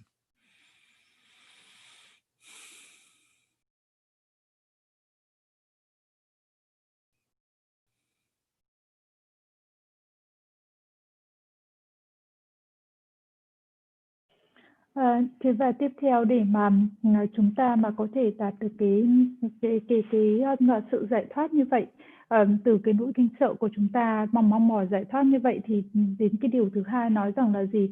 Tuyệt đối cần thiết là phải có có một đạo sư dẫn dắt trên con đường giải thoát. Ở đây thì chúng ta giải thoát là những cái sự mà mong mỏi. Thế và khi mà chúng ta muốn giải thoát mình thì chỉ có duy nhất một cách là phải thực hành giáo pháp. Không có một cái con đường nào khác, không có một cái cách nào khác cả. Nếu như không có giáo pháp thì không thể nào mà chúng ta có thể giải thoát được. Không có bất cứ một cái sự gia hộ nào, không có một cái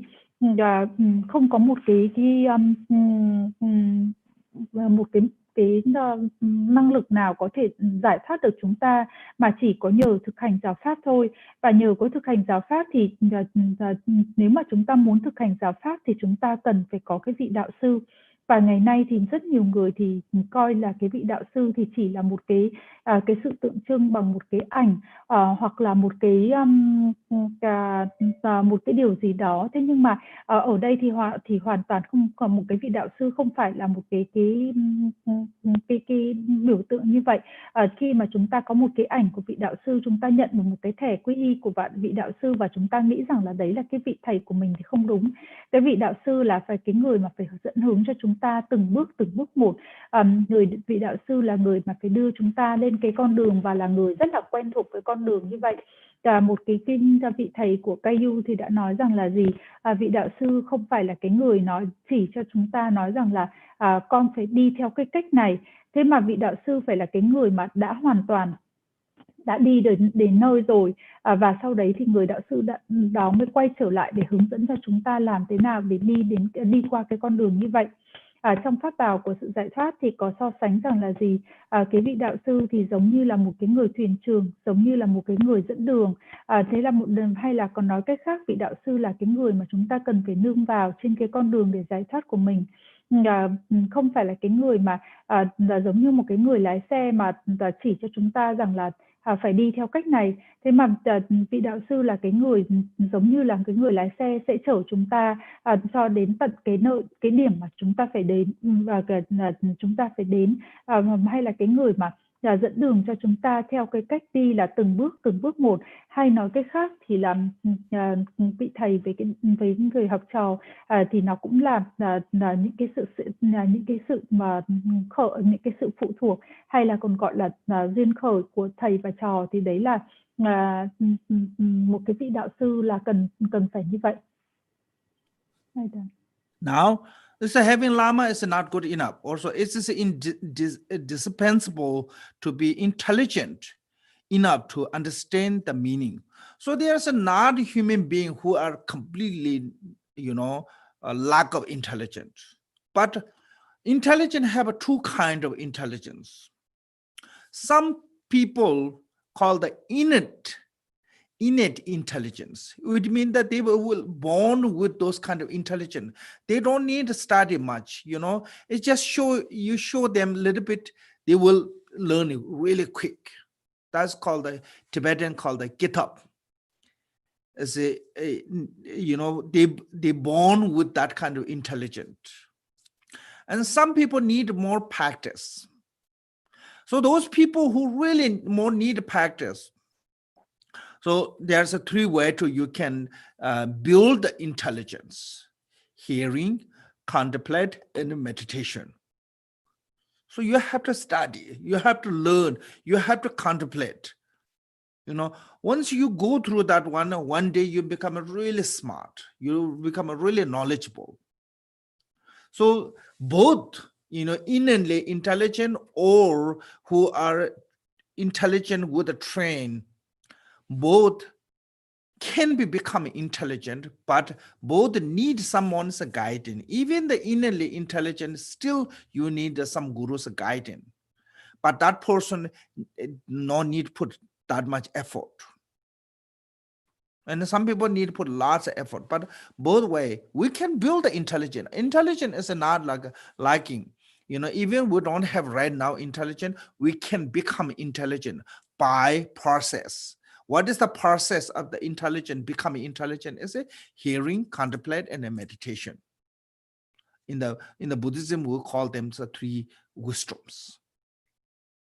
So without the intelligent, without the wisdom, without the knowledge, your own, Lama cannot make you liberate by holding your risk. Like a parent taking child to the market. Lama cannot do that one. Guru cannot do that one. Buddha cannot do that one. Deity cannot do that one. We have to build our own intelligence. Some people may think, oh, I don't need to do anything. Just Guru, I just rely on the Guru. Guru will take care of me. I'm not sure that is really, that hope is really useful or not. Maybe temporarily it's good. It makes you comfortable. So actually in the Buddhism, we call the faith, have a faith. But faith have to have something as a trust. Okay, that trust is not talking about that they will do for you anything, everything, and you don't need to do anything. Trust is you trust that person's instruction, that you trust that person's guidance, you trust that person's intelligent. So without your own intelligence, without your own wisdom, I don't think so anyone can liberate. So we have to have our own, through the faith, through intelligence, because sometimes, especially in the Vajrayana Guruism, people lots of time misunderstand. So, oh, long as you have a faith through your Guru, you don't need to do anything. Faith is the everything. So faith, it doesn't mean that you not have to involve to the practice Dharma. Faith means that you can trust to that person who give you guide how to practice Dharma. You can trust their instruction. You can trust their guidance. That is what is faith to the Guru mean.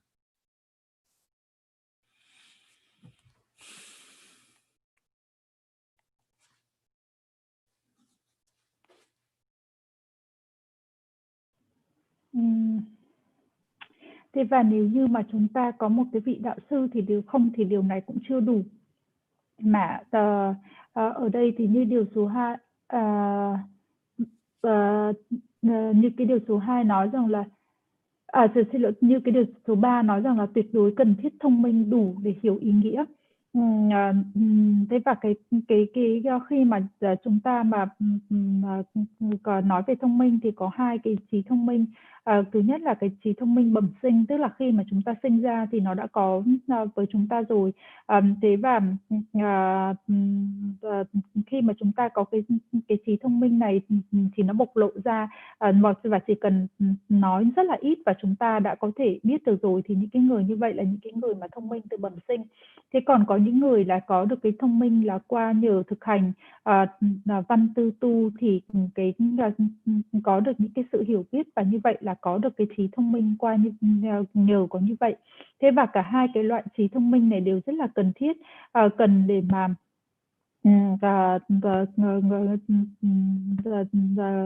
cần để mà cho chúng ta nỗ lực.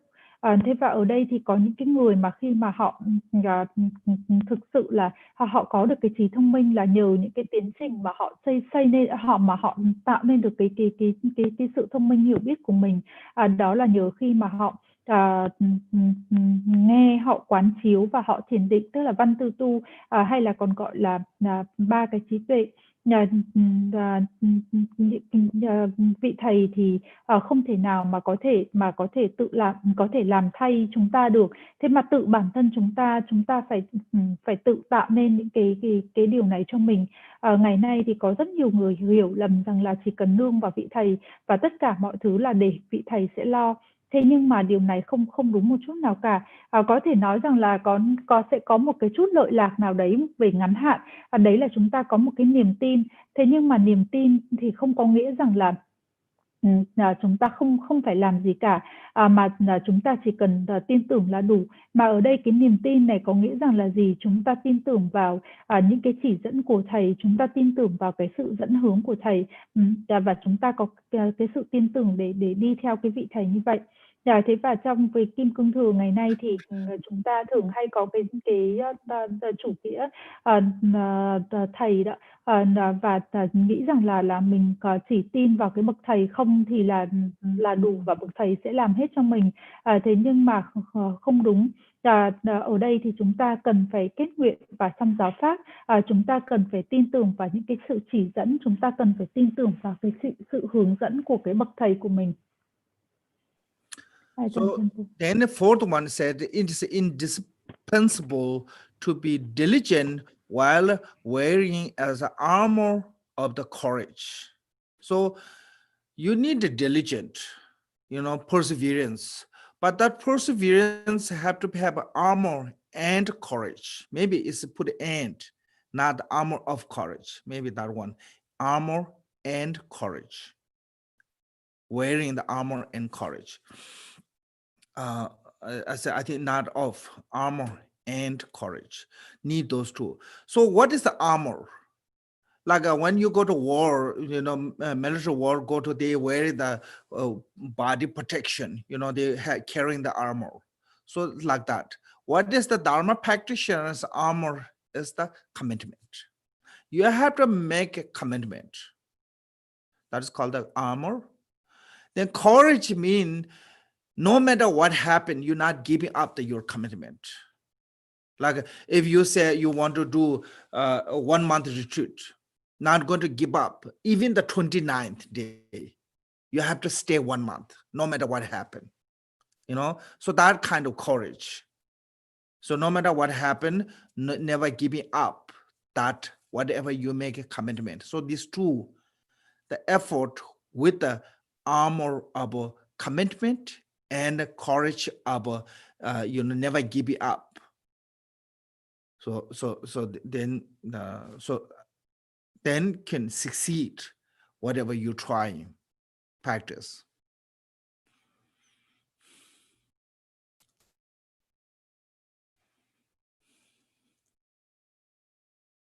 Và chính vì vậy tại sao mới tiếp dẫn đến là cái điều thứ tư, tuyệt đối cần thiết, cần mẫn, khoác áo giáp can đảm. Thì thầy nói rằng là khoác áo giáp, ở trong tiếng Anh nói là áo giáp can đảm, nhưng mà ở đây thì phải nói đúng thì đúng ra phải là áo giáp và can đảm, bởi vì cả hai thứ này đều cần tinh tấn như áo giáp. Thì có nghĩa rằng là gì? Khi mà chúng ta biết rồi đó, khi mà áo giáp là để dành để mà che chở thân thể, bảo vệ cho thân thể khi mà chúng ta trong những cái trận đánh. Thế và áo giáp ở đây thì chính là những cái nguyện của chúng ta, và bất cứ những cái điều gì mà xảy đến với chúng ta thì không bao giờ chúng ta từ bỏ những cái nguyện, thệ nguyện của mình cả. Thì ở đây chính muốn nói rằng là gì?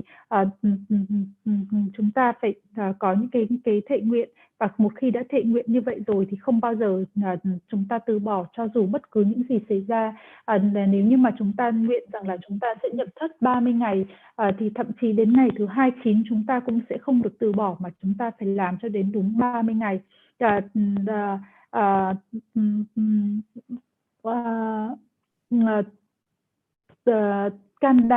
Can đảm và áo giáp và can đảm là hai cái điều để mà cho chúng ta có thể thành công trong thực hành pháp. Okay, and said it is indispensable to be essential in cultivating the three training and the two accumulation. Essential, or sometimes said appetite, APPETITE. I don't know, this is Tibetan. It means that never enough, never be satisfied, no matter how much you, because sometimes we try to do for the beginning a little bit, but then after that we think, oh, I got enough. So three training and two accumulation never be enough until we become a complete Buddhahood. So that way Tiluba said, Naroba, until interdependent of the appearance as an unborn Dharma Dhatu, until you realize the independent of the appearance as an unborn Dharma Dhatu, never be separate from the two accumulation, two vehicle accumulations. So that way, until we become Buddhahood, never be enough. Sometimes people will think, oh, I done 3-year retreat, I'm enough. I did this deity's mantra of the 100,000 recitation, I'm done enough. Sometimes we have that kind of a mentality. Never be enough, no matter how much we've done of the three trainings, training of the morality, training of the samadhi, training of the wisdoms, and to accumulation of the merit and accumulation of the wisdom. And this is have to be continually practiced until we become a perfect, unsurpassable Buddhahood.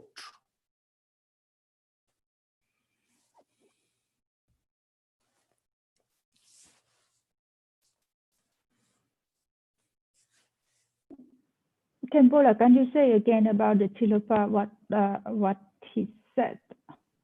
Tilupa said, Punawa tenjin tinjun de 20 member mandoba, Sony Shinde Kolo than Teormanji, Narobas. So now tenjin tinjun mean the appearance of the interdependent. You know, like we see the form, color, sound. This is called the interdependent. Yeah. Until you realize that as an unborn, Dharma Dada. Yeah. Never be separated from the two accumulations. Okay.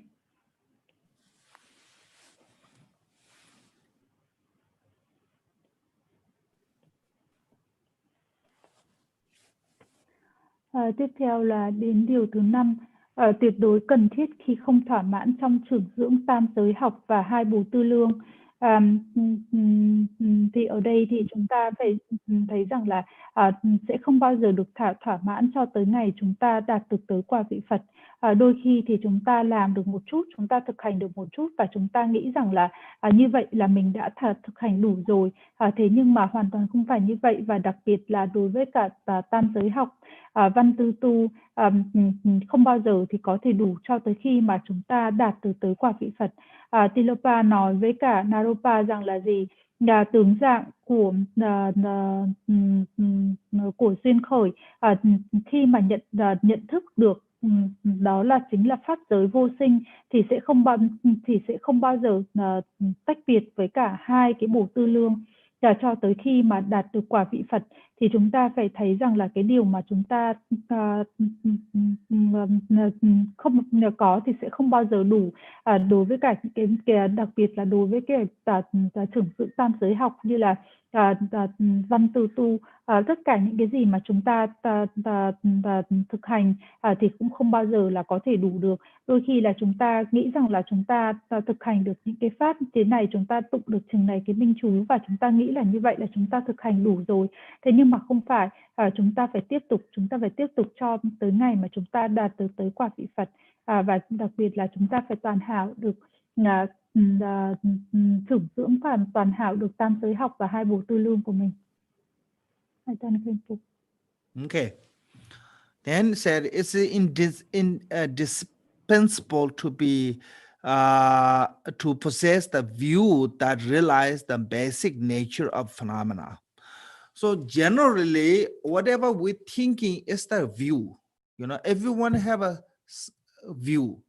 Long as you have a consciousness, we all have a view. You know, we view different way. You know, each one view different way. Even you will see the same flower, some view as a beautiful, some view as a ugly, some view as a mutual.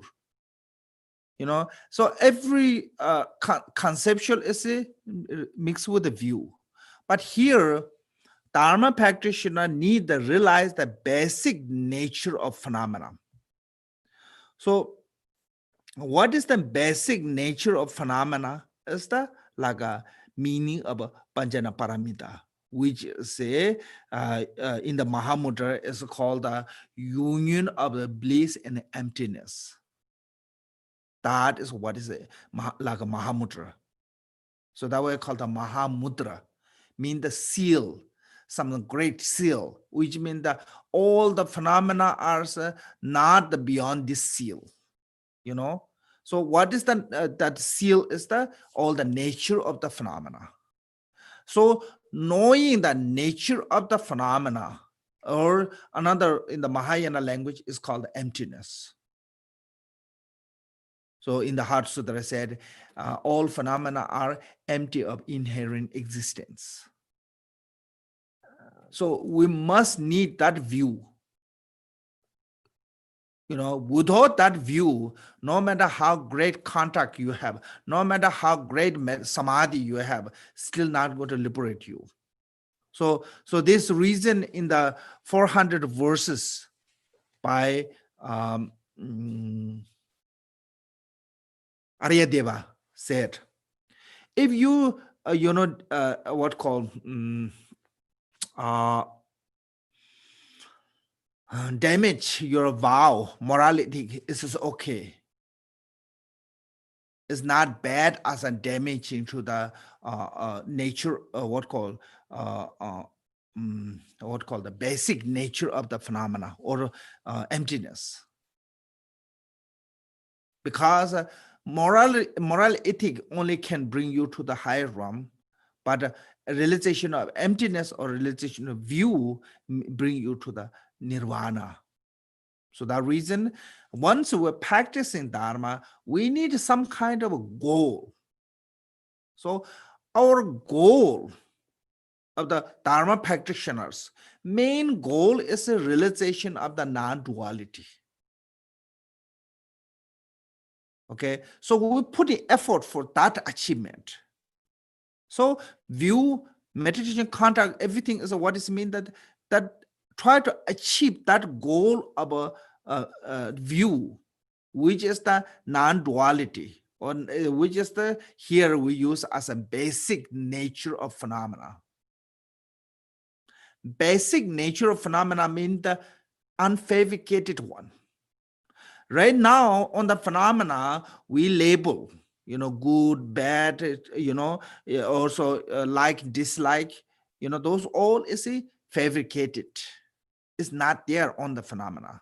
It's not the basic. It's not the nature. This is a fabrication, like a watercolor put. So that way we have to understand the basic nature of the phenomena, which is the non-duality, which is the Mahamudra, which is the emptiness. So we have to understand on that. If you don't understand that you practice the Dharma, no matter what you do, no matter how much you recite the mantra, it's never going to liberate you without the view of what called the right view. In the Theravada tradition is called the right view. It's the same. On the Eighth Noble Path is called the right view. In the Mahayana we use as a emptiness. In the Vajrayana we use as a Mahamudra. Different name, but the meaning is the same.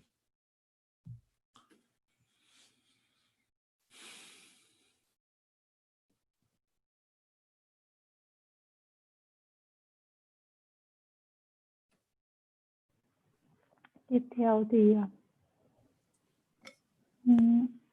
điều số 6, tuyệt đối cần thiết sở hữu quan kiến để nhận thức bản chất cơ bản của vạn pháp.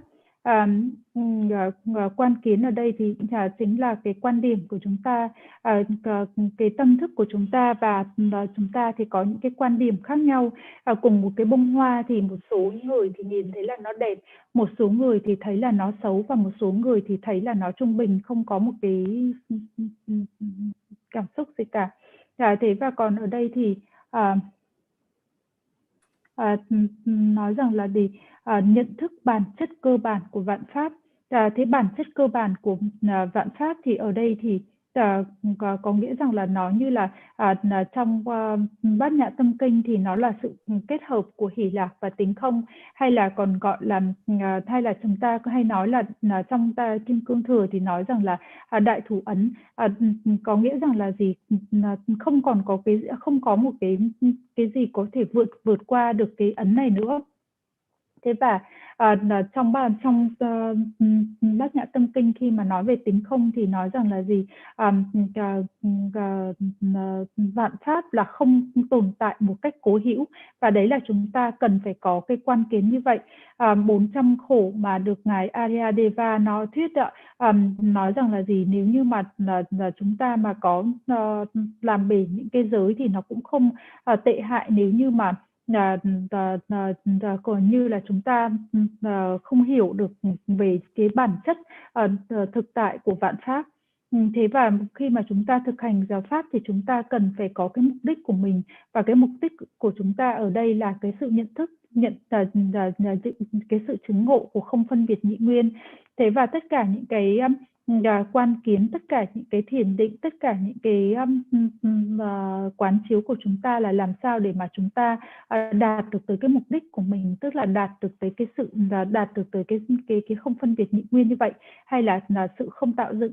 Bây giờ thì chúng ta vẫn hoàn toàn là chúng ta ở trong cái trạng thái mê muội, chúng ta dán nhãn cho tất cả vạn pháp.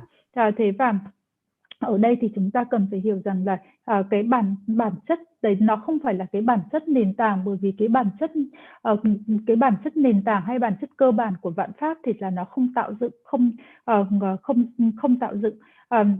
Và đấy là cái mục đích của chúng ta cần phải hiểu, chúng ta cần phải đạt tới cả không phân biệt nhị nguyên, không tạo dựng và tính không. Nếu như chúng ta mà không đạt được những cái điều như vậy, không hiểu được như vậy thì chúng ta không thể nào giải thoát được mình cả. Và như vậy thì được gọi là chính kiến. Đối với cả Phật giáo Nguyên Thủy thì có nói rằng là đấy là bát chính đạo. Đối với cả Đại Thừa thì được gọi đấy là tính không. Thế và đối với Kim Cương Thừa thì gọi là Mahamudra Đại Thủ Ấn.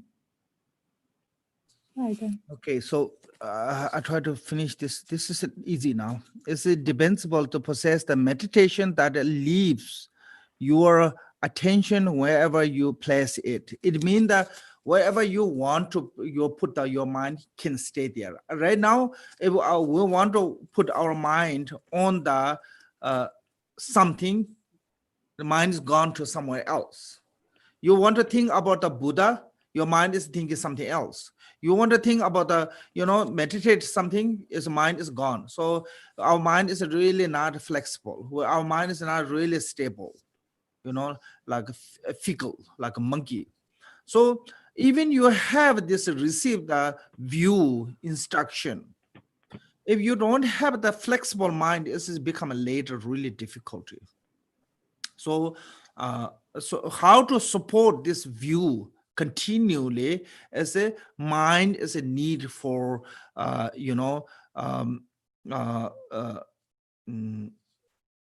that the flexible, that wherever you want to put can stay there.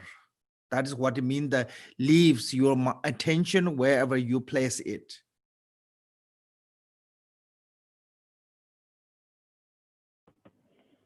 Thầy nói là thầy sẽ cố gắng về hết cái phần này, bởi vì là đến đây thì nó dễ rồi.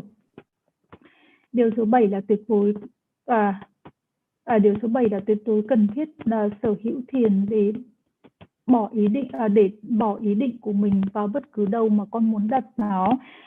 Thì khi mà chúng ta muốn đặt để tâm trí của chúng ta ở đâu thì cái tâm trí của chúng ta nó ở đây, nó nằm nguyên ở đó. Bây giờ thì rất là khó, bởi vì tâm trí của chúng ta nó luôn luôn là nó trượt ra khỏi tất cả những cái gì mà chúng ta muốn đặt nó vào. Ví dụ như là chúng ta muốn thiền thì cái tâm trí của chúng ta nó lại lang thang ở tận đâu đó.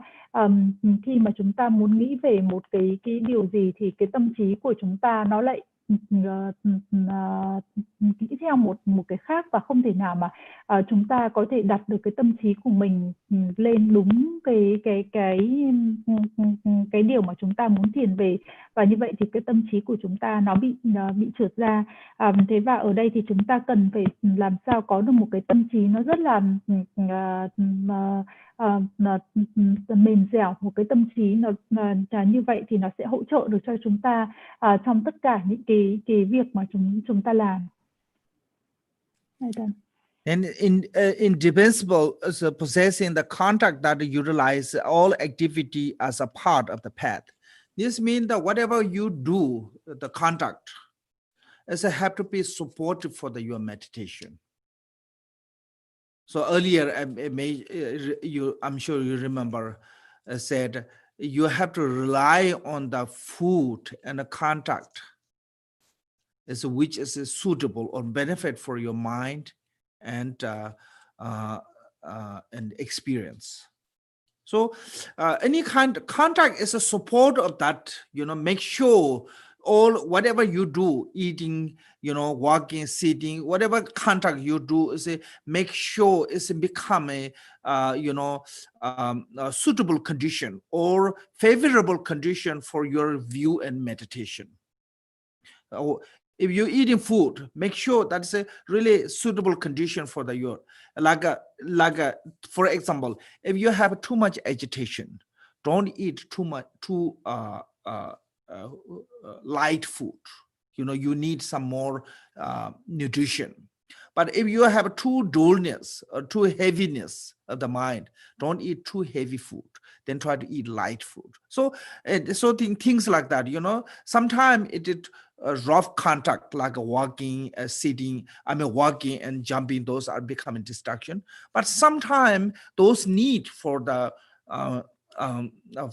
certain. So that way we do the 6 yoga of Naroba to make sure stretch enough to jump, and those all is a make sure your mind is bring to the state. So all the contact supposed to be whatever contact based on the your practice of the view and meditation, supportive for that view and meditation.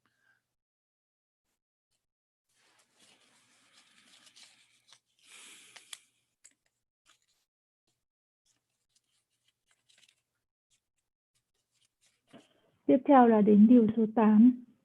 Tuyệt đối cần thiết sở hữu giới hạnh để sử dụng mọi hoạt động như là phần của con đường. Thì ở đây thì như là thầy đã nói rồi ạ.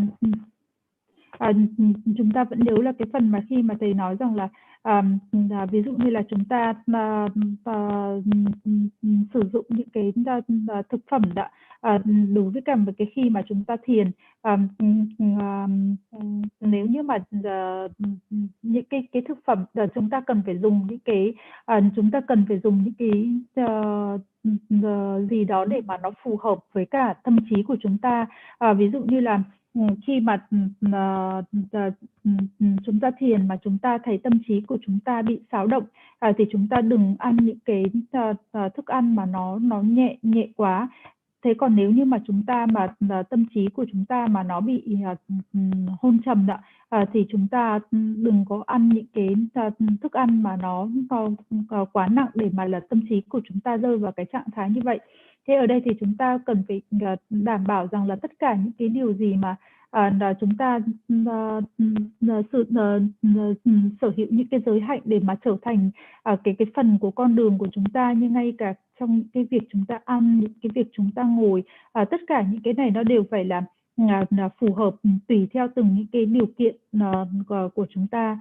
Thế và khi mà chúng ta thực hành ngay cả 6 cái pháp du già của Naropa thì cũng là những cái điều để mà đem lại cho tâm trí của chúng ta để có thể ổn định để mà thực hành được. I think we stop here.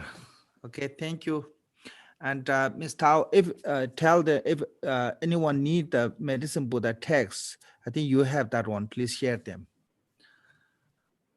Ai cần, thầy đang nói là bây giờ chúng ta dừng ở đây, và nếu như ai cần cái bản thực hành của Phật Giáo Sư bằng tiếng Việt thì là cái cuốn Chuỗi Tràng Ngọc Trai. Còn nếu ai chưa có thì để lại mail thì sẽ gửi ạ. Okay, there's one question. Rosie said, how we do it. I'm not sure what you mean. The contact? Are you talking about the contact? If you're talking about the contact, then how we do it is based on your practice, your meditation, your practice. So your guru will guide you, how you handle that one. So I think that is what is mean how you do that one.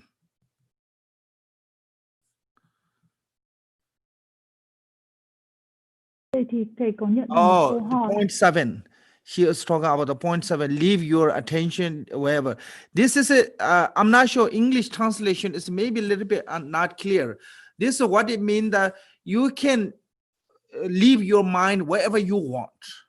Like if you leave your mind wherever you want, mean that if you want to think about this one, you can think only this one. If you want to think about the vase, you only can think about the vase. If you want to think about the mantra, only think about the mantra. So that is called more you have a flexible mind, more you have a control. Right now, if we want to think about the cup, we think about the something else. Plate, you would think about something else. So our mind is really fickle. So we couldn't stay there. So I have to train through the meditation, through the practice. It's called the mindfulness. Try to bring mind back to that focal object. So have the mind train with the focal object.